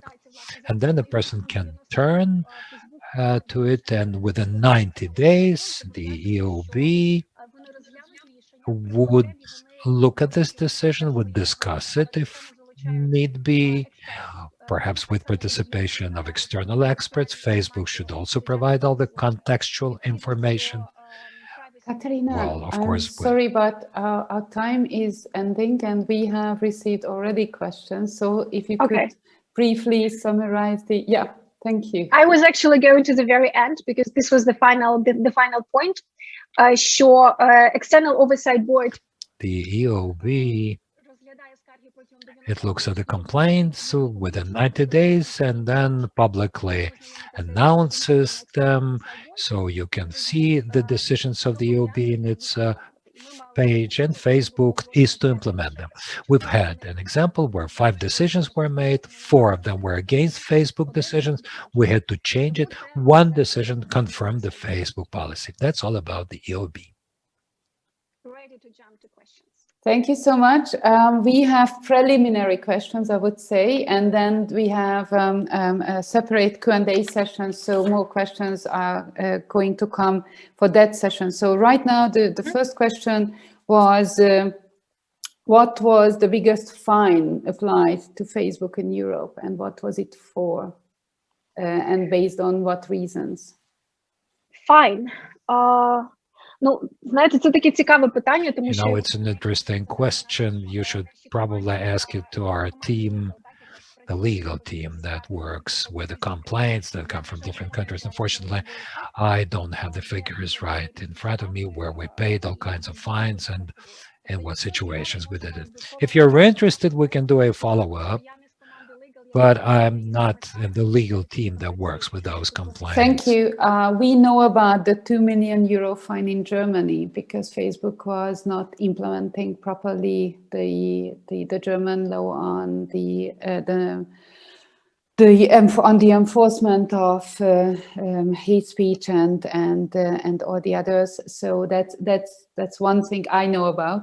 But probably there were more, so we can discuss that later. One more question, and then again we leave more questions for the Q&A session. How many content moderators who are specialized and focused on the Ukrainian content are in place, hired by Facebook? Where are they based? So in which country are they based? And how is this number of content moderators compared to the ones who are focusing on, for example, on Germany? So how big is the Ukrainian content moderators team? Where are they? And how big is the German content moderation team? Це питання, яке, напевно, It's a question that is most often asked in Ukraine, because in the Ukrainian context, it is related to some kind of fears as to whether content moderation is done by Ukrainians or by Russians or Russian teams, or where the teams are located. So we keep explaining the rationale of how Facebook moderates content. First of all, we have a team that has more than 35,000 people who moderate content. But we need to understand that Facebook moderates content of different types. We use different approaches. Talking about AI, that also moderates content, that would be mostly videos and photos, but for written content, we use human moderators, people who primarily come from that region or from that country, who know the culture and the language context. So we have a team working with the Ukrainian content. We have Ukrainians in that team. Unfortunately, I cannot give you the figures as to how many people we have. Any and how it compares to estimation? other Is teams. it 5 people or is it a bigger one? This Ні, is це something. інформація. Це інформація No, this information that we do not share because this is private information as to how those teams are built. But in terms of their location, I can tell you that mostly they work from our Dublin or London offices. So even in Eastern Europe, the only office that we have is in Warsaw, but our teams that work on content moderation, they're located in our biggest hubs, because primarily it's an issue of how the teams are organized, but also it's secure access to the tools that allow them to work with content. Thank you so much. More questions are coming later, I believe. Thank you so much, Galina. The next session over to you and Taras, I believe. Так, я And передаю next слово для session is- наступної сесії Тарасу. Так. Thank you. Taras, please.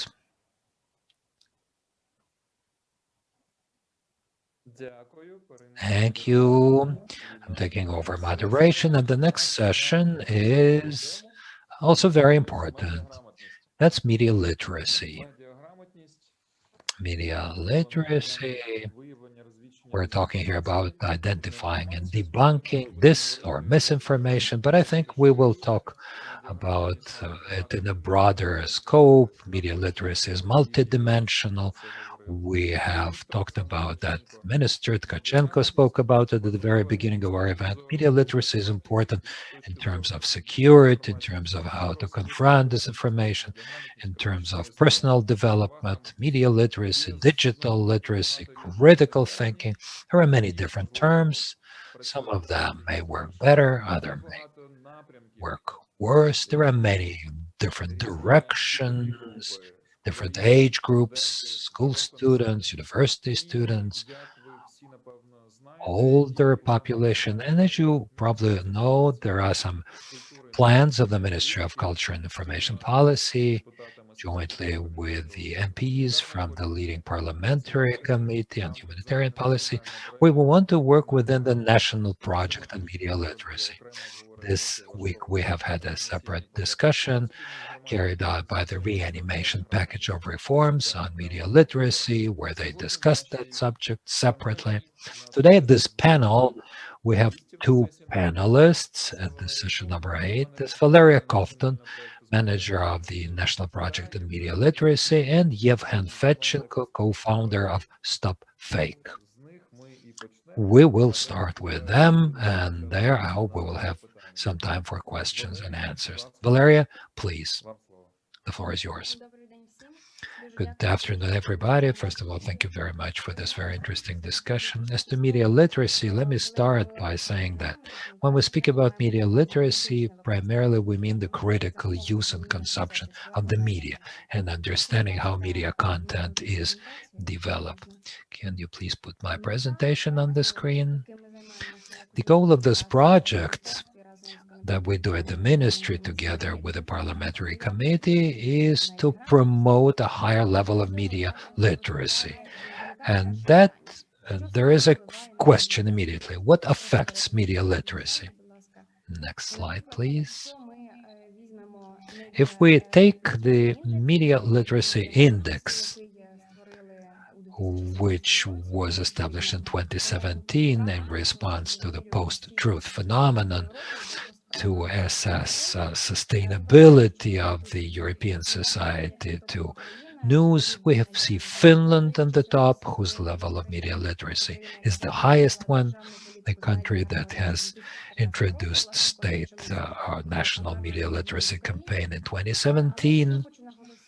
However, this study shows that the main indicators that affect media literacy are primarily the freedom of speech, the quality of education, the trust to the media and interpersonal trust, and e-governance.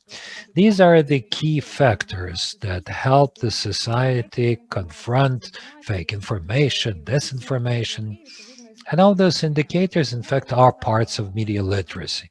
So when our objective is to increase the level of media literacy of the population, we have to think about the context and of those 5 elements. As the study has shown on media literacy correlates with the level of corruption. The countries that have the highest level of corruption have the lowest level of media literacy. So it's also a very important factor is trust, as Liz has said it. What we see in Ukraine in terms of trust to the media. Let's have the next slide.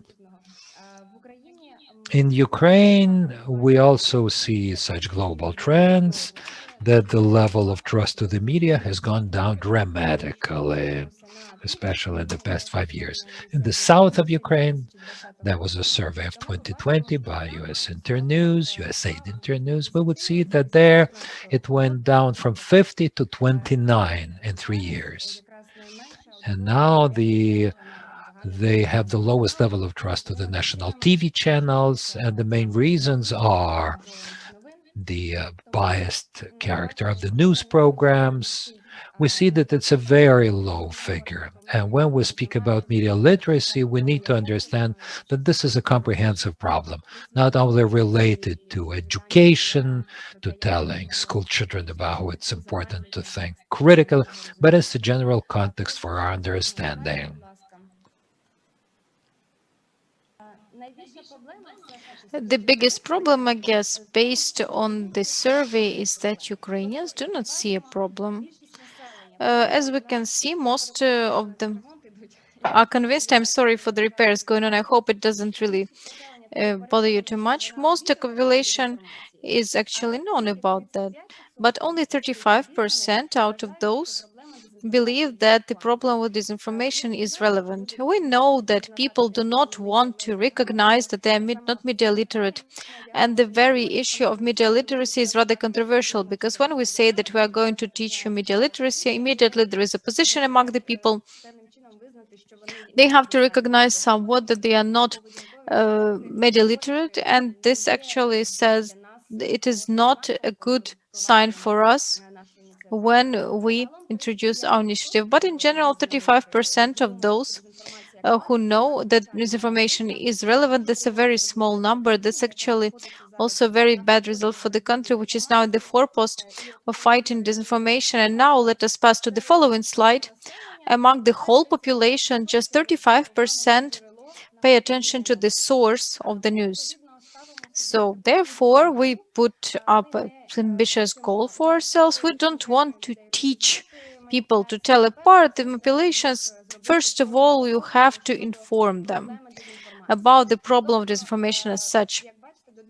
So as you can see, until 2020, we want to increase the percentage of those who consider this problem relevant, and just the same those who actually pay attention to the source of the news.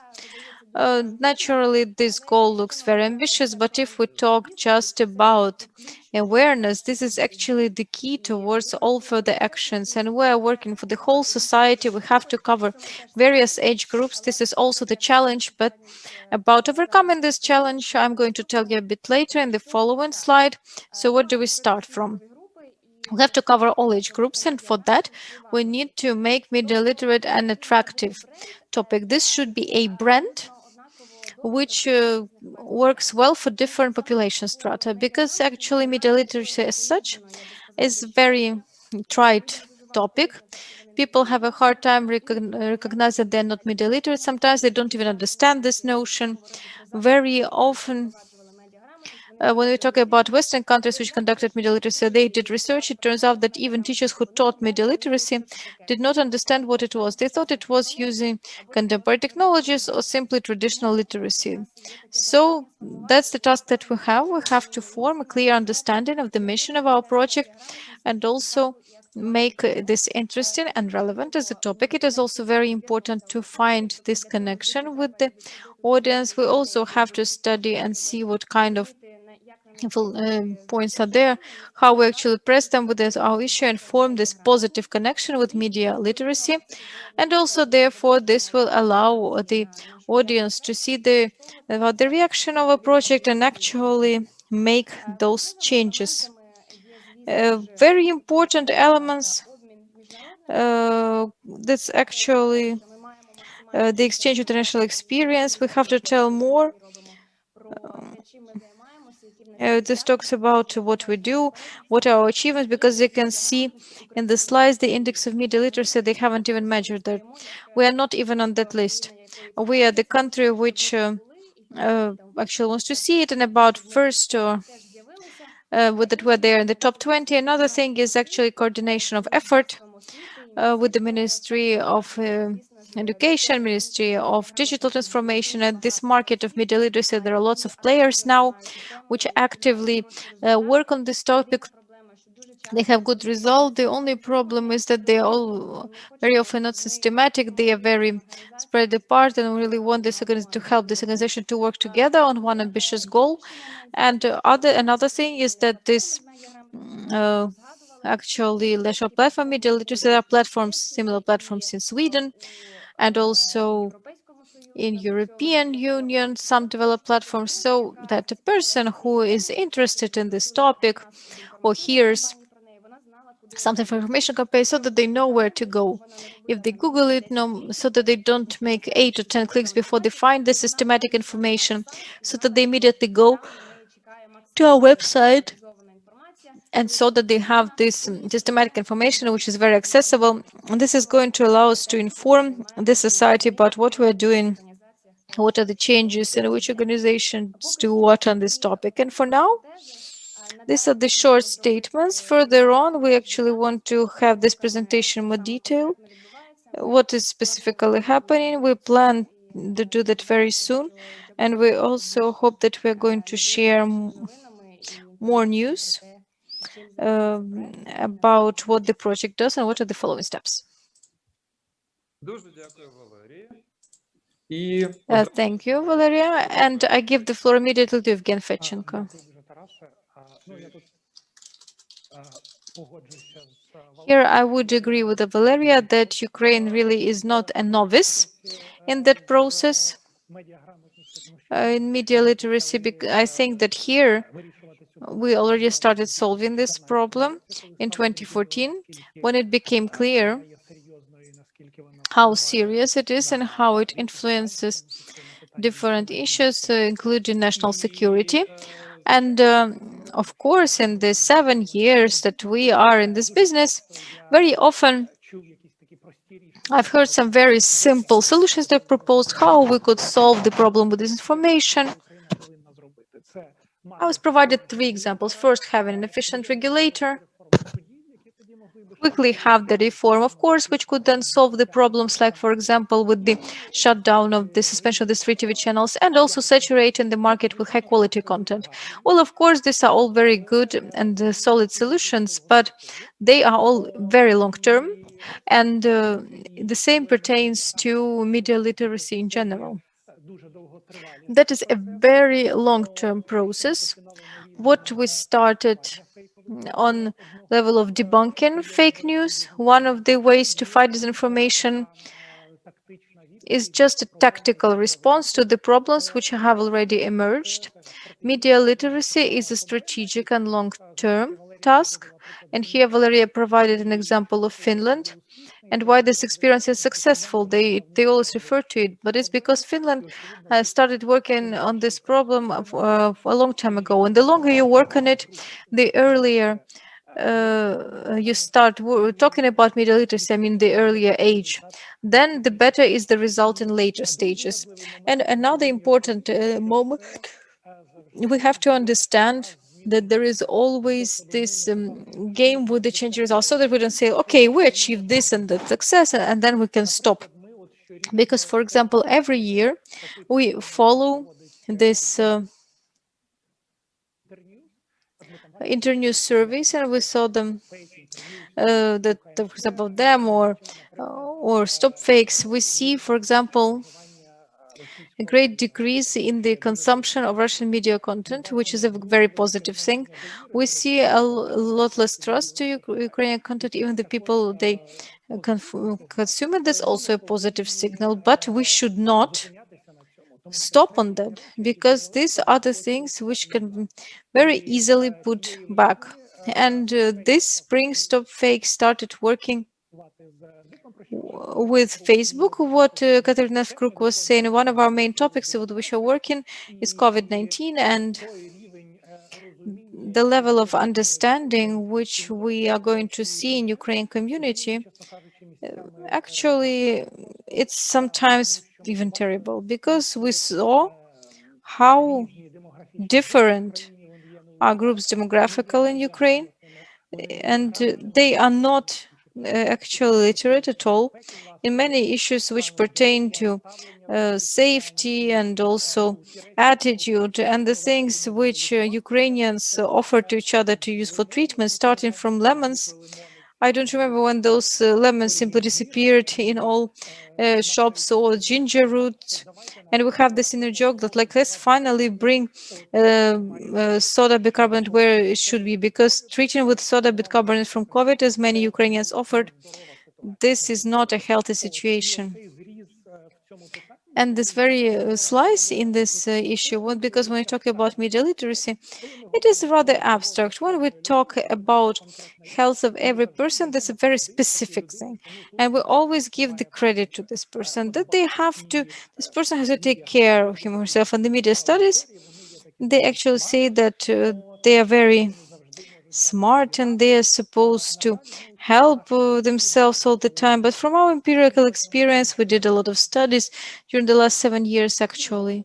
And it says that the audience might learn if you give them example on which we show something. Yes, we can in general delegitimize special those harmful platforms from where disinformation arrives, but this does not lead to automatic growth of media literacy among the users. So on the one hand, we have high quality content, which they have been always telling us that it is needed to remove disinformation, but it doesn't decrease the level of disinformation which is already there, because these are products which work on absolutely different audience and they use absolutely different tools.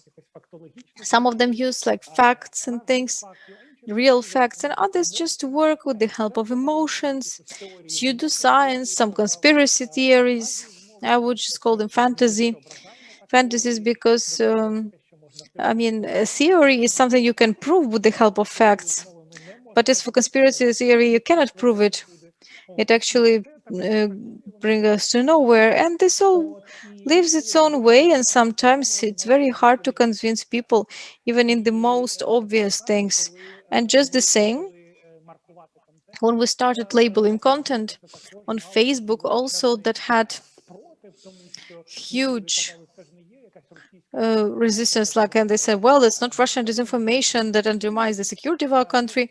That is, well, as our people read that, for example, in community rules, that this could be satire and humor. It's like, well, but that's satire and humor, you know. And actually, very soon, and it actually testifies to the fact that even this regulatory point of view, our audience are very free in saying that what they can do on different platforms. So on the one hand, they have the requirement that platforms only publish fair and truthful content, but still we can do something what seems better to us, even though we understand that we spread truthful content, or when it's just an argument, but it's pro-Ukrainian, so of course it is useful for Ukraine and you shouldn't be doing anything with that. And so this works for the sake of Ukraine. And all these examples, I really understand that Ukraine has things to work on. And we have been working for a long time in Ukraine. In this field, there are lots of brilliant projects which make their contribution in the developed media literacy. For example, we are part of the project which is study and teleparty done by IREX, and we also work with the adult audience as well as school audiences. And over there, the slice of knowledge that IREX checked after the trainings showed that, for example, among adult audience, the understanding of news industry functioning is higher by 28%. That's good because this means that those people didn't understand how news industry was working at all, and we have to talk more about that. 13% better identified better fake news among the school audience. This is also even better because even there was the improvement of identification of fake news by 18%. But again, fake news are just one part of disinformation. This is something over the ground, but actually there is a huge part where everything is much less obvious and where everything pertains to issues of propriety, ownership, editorial standards, and different demographic, how different demographic audience understand that, but they have this very weak understanding for now. And there is also another problem that I talked about, is that we have this huge compartmentalization when the audience divide into their bubbles, and they have their own conversations in those bubbles, and these bubbles very often never cross each other's paths. And from our point of view, stop fake, and we need put products for each of that bubble. For example, for one demographic audience, we have our activities which we do together on Facebook or another.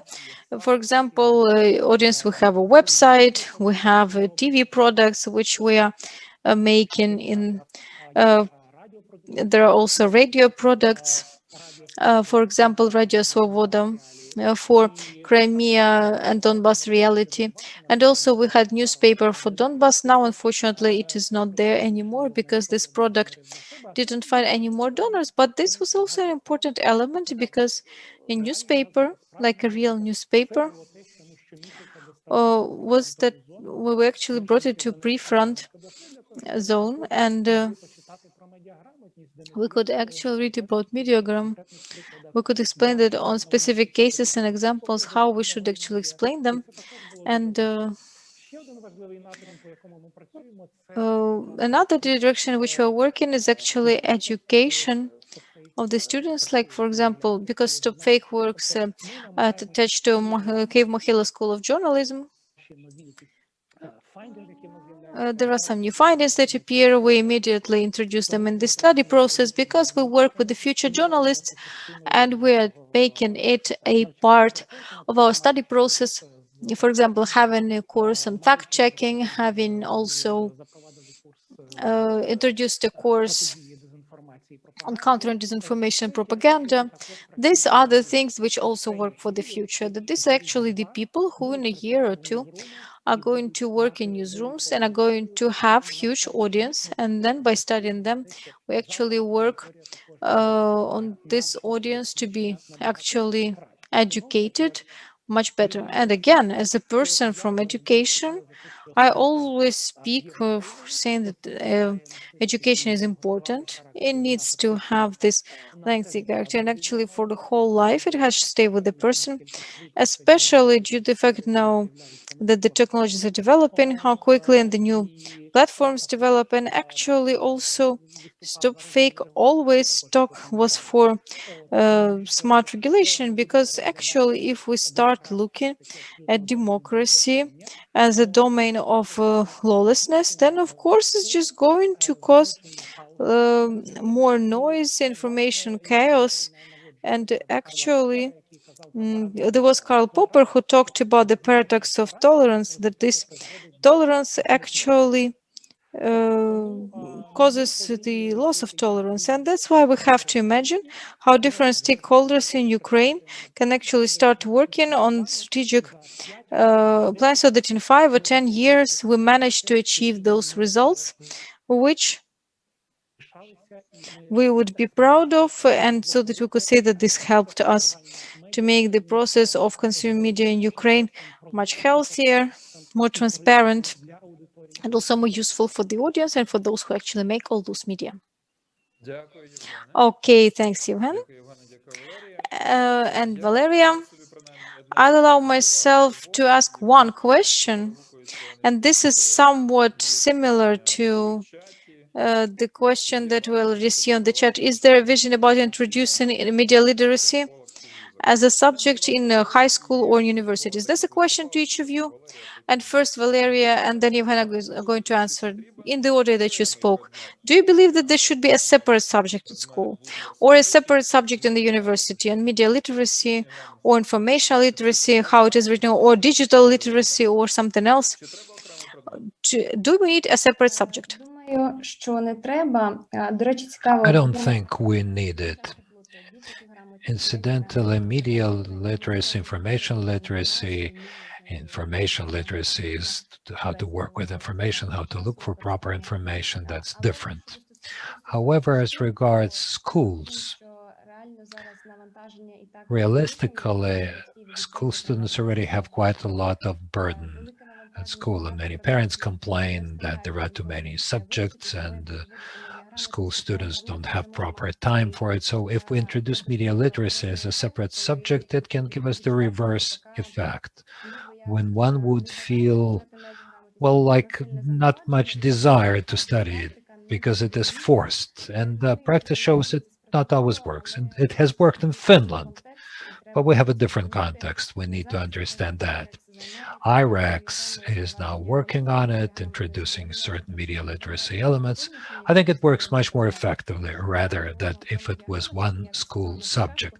Because when we talk about media literacy, that's primarily critical thinking and the ability to analyze. If we just introduce one subject for critical thinking, that there is no point in it. It should be a comprehensive system for universities, for schools, for preschool, where other children would not be afraid of asking questions. We are afraid to doubt. Very often people who survive from the Ukrainian school system and the university system, when they go to Western Europe, they are surprised to see how easy it is for students. They're not afraid to ask questions, even if these questions may look stupid, because you should be interested. If you don't understand something, if you have some doubts about that, you have to say that, to speak out. And that's what the school system should do. We're not talking about separate subjects, but a comprehensive approach. I understand that the generation is different now. We should not be telling them about what media literacy is. Many studies show that the child study best when they're engaged in the process of news development, when they can analyze something, then they would understand what it is. Often out of school, or when they, for example, study history or culture, when they can analyze some materials, when children are given a chance to speak up, that's much more effective than just studying a separate subject. Thank you, Valeria. Yevhen? As a university professor, I should say that, of course, I advocate. I would like to have more subjects at school. However, I would not be original. And I would say that evidently that would be a mistake because what Valeria has said, Valeria, she also reminded us of this IREX project about how to find this bifurcation point to introduce either a special course or to integrate the logic of it into other subjects that are already there in the curriculum. Because first of all, it could be a confrontation if they heard one thing in the specialized course and they would hear a completely different thing. In other courses, that would lead to, well, illogical process in terms of pedagogical process. And who would teach such courses? I'm not sure that we would reach our objective if sports teachers, no offense intended, would start teaching media literacy, whether it would lead us to a victory. At that stage, the decision was made that yes, we would integrate this logic into any course. And now as we analyze fakes, very many of them are related to history. So it would be very logical to integrate those media literacy methods into already existing courses of history and to show people how it works with some very specific examples. And also we should train teachers, train the trainers, whatever they teach as part of the subjects that they teach at schools, to show them how they can change their educational process, give them some theoretical base, give some interesting case stories, show them how it can work, give them their examples of excellence. And I'm sure that the teachers would be happy. In fact, they're already happy to do that because that is interesting. That's a dramatical change of their routine teaching work. And that gives them some new know-how because anyone wants to learn. Thank you, Yevhen. Well, we already have 4 minutes of our Q&A session are gone already. There is a question coming from Helena Petranko. It's more for you, more for Katerina, if she's still with us. Incidentally, thank you for your presentation. Who funds the work of fact-checking organizations that cooperate with Facebook? Does Facebook do it or do they do it? That's a question from Helena Petranko.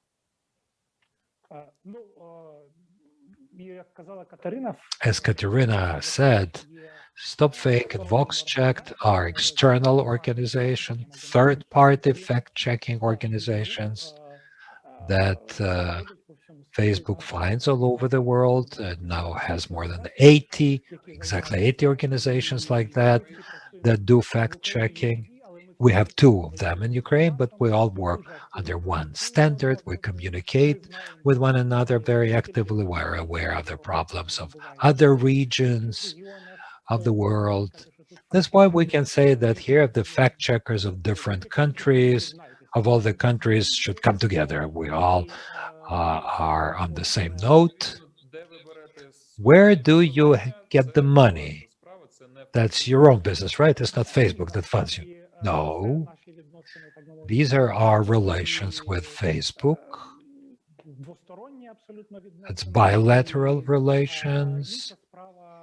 It's another thing where we get the funds for other projects that we do. That depends on, every individual project. Sometimes we work with the donors, sometimes we work with our own funds. Okay. Thank you, Valeria. Thank you, Yevhen. That's the end of session number 8. That was the last session in this 2-day event.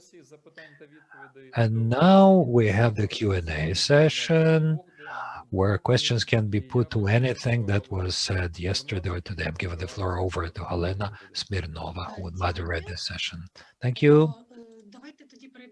Okay, let's proceed to questions. For example, there is this question from Larissa Melnick. She says, it's said that strategizing has been going on for 7 years now, that we've had the war and information disorder and security sustainability are challenges that are of different nature. How do they work? How does sustainability or disorder are indexed in order to respond immediately? There's probably a question meaning that we have had the strategizing in terms of our war for a very long time. We still discuss the terms. Maybe Christina wants to react. I would perhaps even give Larissa the floor so that she can clarify her question, but I understand that she's no longer with us. I'm sorry about that because it would have helped to get a better understanding. I think we have learned a lot yesterday about very, very discrete, very, very precise responses and immediate responses to disinformation. We have learned from colleagues from the EU disinformation task force about countering narratives, about identification of resources. We have learned about the Swedish, the German experiences. So I think there is really a wealth of experience by now how to move beyond of strategizing, as it was put in the question, and to put basically into action very, very meaningful counter narratives and counter actions to disinformation. Дякую, Кристина. Thank you, Christina. Next question from Petro Špiha, who's asking whether the list of sources can be prepared that the speakers have mentioned, whether the presentations will be accessible, primarily the presentation by Tarlac on Google. Yes, you will be able to find it in the file and the Google Docs, and we will also upload their presentations of today's speakers. Okay, next question. Are there regulations about a typical unit to counter disinformation in the country that would make it easier to set up this center to counter disinformation at the Ministry of Culture and Information Policy? Because good countering of disinformation should be accompanied by researchers. Do you have a program to coordinate the research work against disinformation in the EU? Okay, as regards this kind of a model regulation for a state agency to confront, well, model regulations about cooperation between researchers and the academia. Who wants to answer? Taras, Christina? Well, the question was about whether there are such model regulations anywhere in the world. Maybe Christina would know more about that. Sorry, you should go first. I just wish to respond to the sources of information. So first, the EU Disinfo Lab we have learned about yesterday. And I think because of the association agreement, it is definitely the first strategic partner to Ukraine to learn from, to get engaged and to be involved, to learn about their experiences. And I think this InfoLab, which is an independent nonprofit organization supported by the EU member state countries, and which is focusing on tackling sophisticated disinformation campaigns targeting the EU, its member states, core institutions, and core values. I'm quoting from their website. I think this is the first strategic partner and the first example and good example and almost one of the best examples to learn from. Otherwise, I would refer to the study I have been referring to, which is the UNESCO's Broadband Commission study, which is really the best source of information for policymakers at this moment. This is a 357 pages study, which is looking at each and every country and each and every country's and government's responses. It has a wealth of information on task forces set up across the world and what they were focusing on, what was their with what results, what was the what type of policy responses these task forces and these centers were involved with, from Australia's electoral assurance task force to Belgium's expert groups to Canada's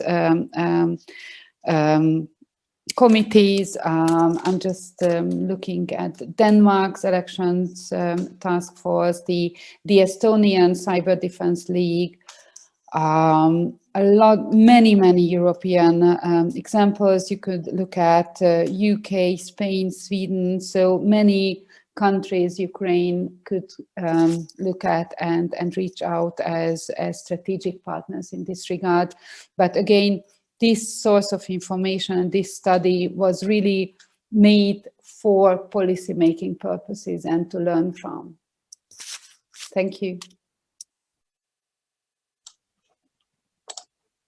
Наступне запитання, воно скоріше. Next question is probably for Zurab Alassani. The question is, what are the indicators that you use to assess the effect of your new approaches of the public service broadcaster in the regions? I think it's the question within the context of disinformation. If Zurab is ready to offer comments, would be interesting to hear. Yes, A study we've conducted, the largest one that we had, was 9,000 respondents and 22 focus groups. We had their direct focus groups and indirect ones. All of that are at the standard sociological approach. However, we hope that in the future, well, we assess the situation with every region. We have all these results. They will also be published, although that's kind of information, but with permission of our sponsors, we will do that. However, we hope that even this year we will establish a kind of a sociological center of our own, a study center, a research center. We would do exactly that. It's like our public service academy that has its own plans. This is what I'm trying to say. PSM is more than one channel. It's an idea that requires different approaches. And we also have very good understanding of the Council of Europe about what we do, why we're doing. We have their support as well. It's just that the government does not understand it very well. But that's our budget. We cannot spend everything on such research, and this research is still banned, it's prohibited. We cannot spend a single kopeck for it. This is also true about digital studies. There it seems to be easier, but again, now we have just launched our digital platform last year, and we received a huge success, lots of visitors, but we cannot explain the reasons for it. We cannot even explain it, although we know Katerina Kruk, we could not explain why Facebook is promoting public service broadcasters reports, and it really concerns us because we do not know why it works this way. So every time, instead of 70 million views every month, we expect that next month we will only have 10 of them. That's why we plan to have such a study center.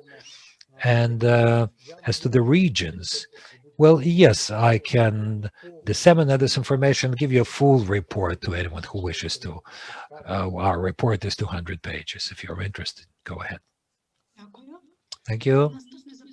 Next question from Marco Ferrara. It's in English. Fantasies, not because they lack reliable information, but because they do not trust official media. How to bring back audiences to trust official media? Хто б хотів відповісти? Євгене, будь Who ласка. would like to answer? Yevhen? It's a very good question. And in fact, I'm grateful to you for it. There is no simple answer to it because it's more of a philosophical approach. Our audiences have decided that they no longer need journalists because everything is clear. Every person can be a journalist.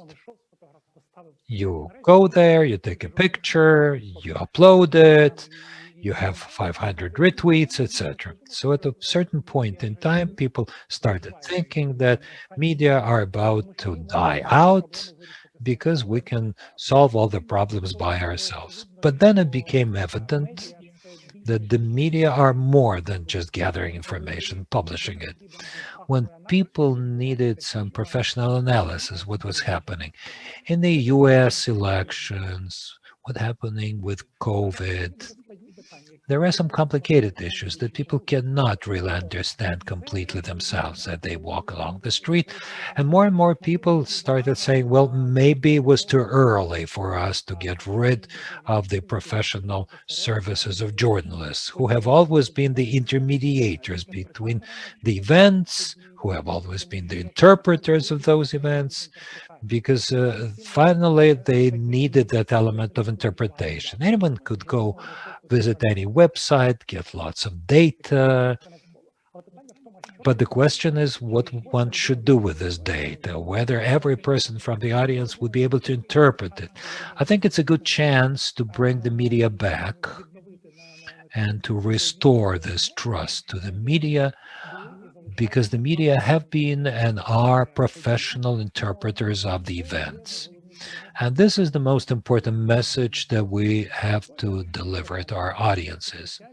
Saying that social platforms, social media, that's all very well, but these are the places for communication that do not substitute quality information flows that should be conducted by the persons who only work with them. I think that's the most important way. Дякую. Thank you. Наступне питання від Наталії Петрової. Next question from Natalia Ligachova. Will the Ministry of Culture and Information Policy finance the work of fact checkers? Does it have such plans? Because the ministry says that it is ready to work with them. Це до Тараса. It's a question to Taras Shevchenko, I guess.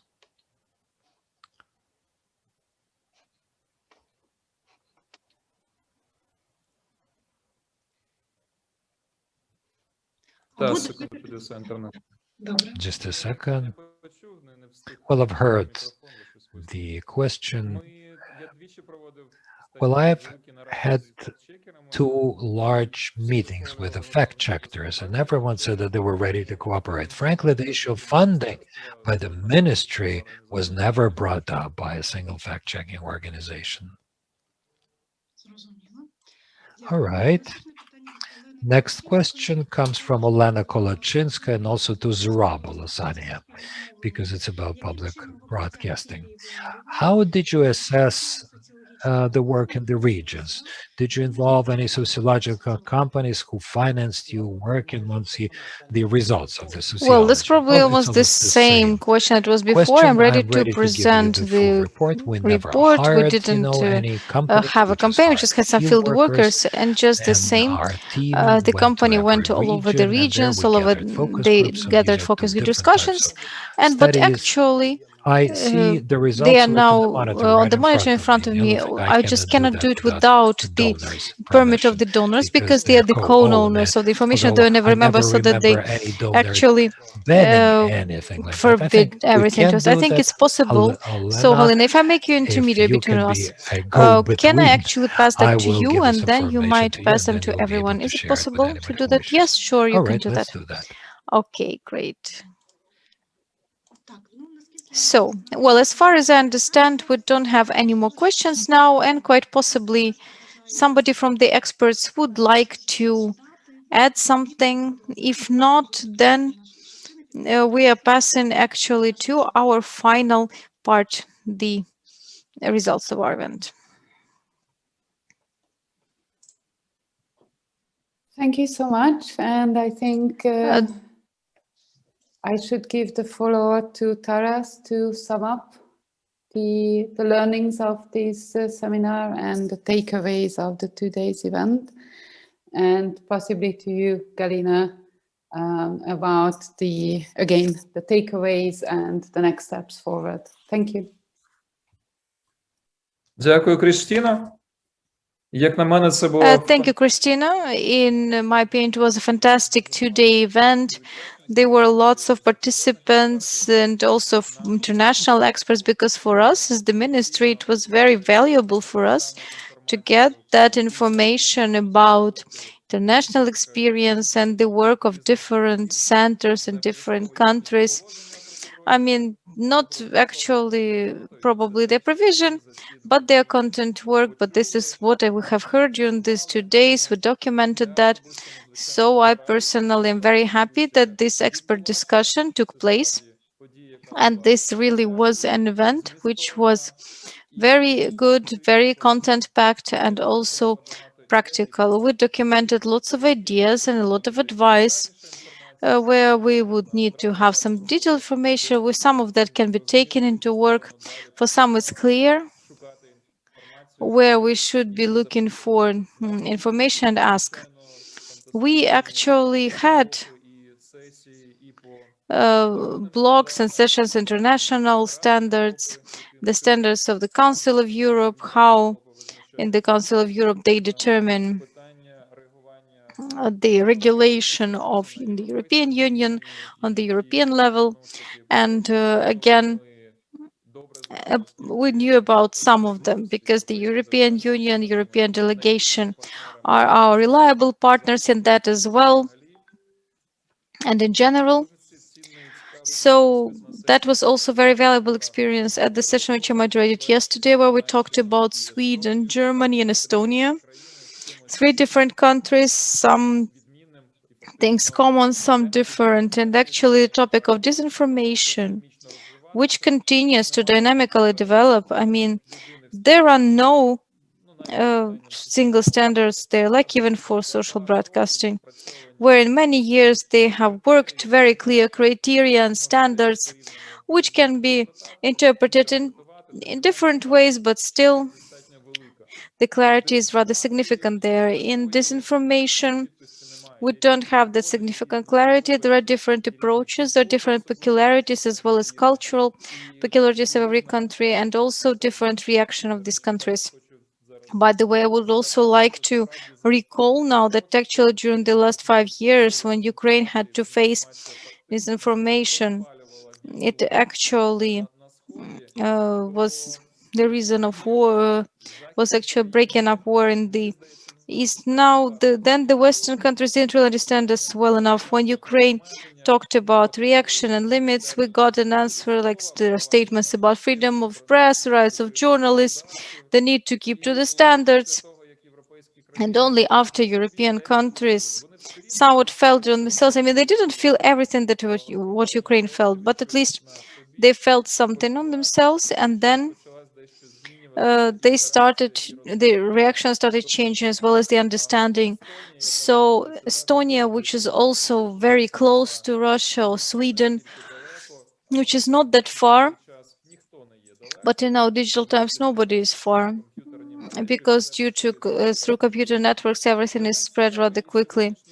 Our today is also no less interest in the National Council and its position, the topic of informational disorder, the session on the role of social media, and of course, when Zurab is often asked, he emotionally reacts to the topic of ranking. Yes, ranking are not the key thing for the public broadcaster, but so that their role is important in informing, enlightenment, raising awareness. If people are not going to watch or see in social networks, then of course it's just impossible to perform this role. No matter how high quality we have this contact, still we need to have a lot of results on Facebook and other social networks. And also also in the participation of the session, actually, we also wanted to talk to YouTube representatives about Ukrainian problems and reality. And thanks for the Facebook representatives to come in to us today. And actually, we have something which is associated with information, even though, of course, no doubt, it goes there.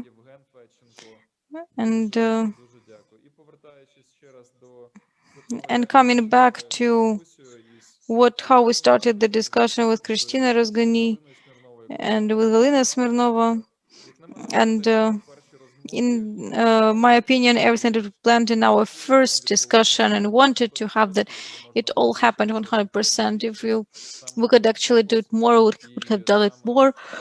That was the focus and the experts which were necessary. I'm sure that it was valuable not just for the Ministry of Culture, Information and Policy, but also for the representatives of other state institutions and CSOs, the media, and that this event is going to be a valuable contribution in the development of a system of resilience and counter disinformation.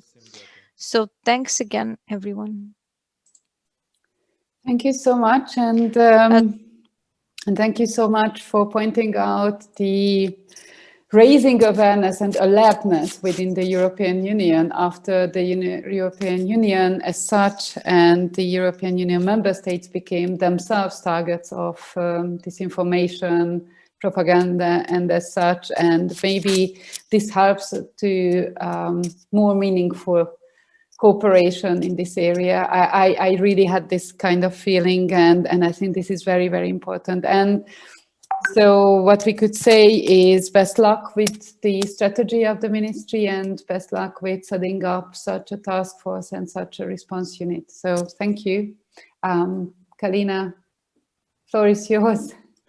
Дякую. Я хочу передусім подякувати Thanks. міністерству. First of all, I'd like to thank the ministry and Taras for cooperation, the organization of this event, for forming priorities. This was really our joint work, and I'm happy with the results. I'm very thankful to Taras and the team at the ministry. For me, it is important that we started from the terms and we clarified some key notions.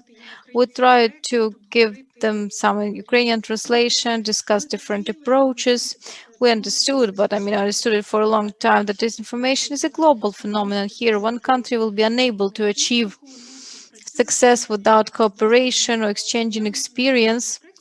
When successful examples, this would happen due to the participation of representatives from Germany, Sweden, Estonia, and other international experts. It's very important that freedom of expression, access to information, all that those are the best responses to disinformation, and also they are the medicine against chronic disinformation. It's very important that there is the restoration of trust and social cohesion. We talked about that during the day. I would like to thank all the experts which were involved in the preparation. Especially, I would like to thank Christian Zganitarov, McGonagall, and our today's speakers like Katarina Kruk, and also the representative of European language union, everyone who was involved. We had very active participation there, all participants. We invited the very different groups. We had lots of representatives and also those who are in the educational establishments and also experts from the civil society. And actually, we invited representatives of all state institutions that to this or that extent work countering disinformation. So that is why we have this very active participation. Thanks a lot. And I also would like to thank our interpreters who worked in these 2 days and provided high quality interpreting. Also, we're going to send all presentation in that is going to be available. So thanks for your attention, and I thank everyone. Have a good day, and we'll remain in touch for further cooperation. And then we also have to help the moderator, Helena. Thanks a lot. Thanks everyone, really. Yes, and yeah, goodbye everyone. Thank you. Goodbye and thank you.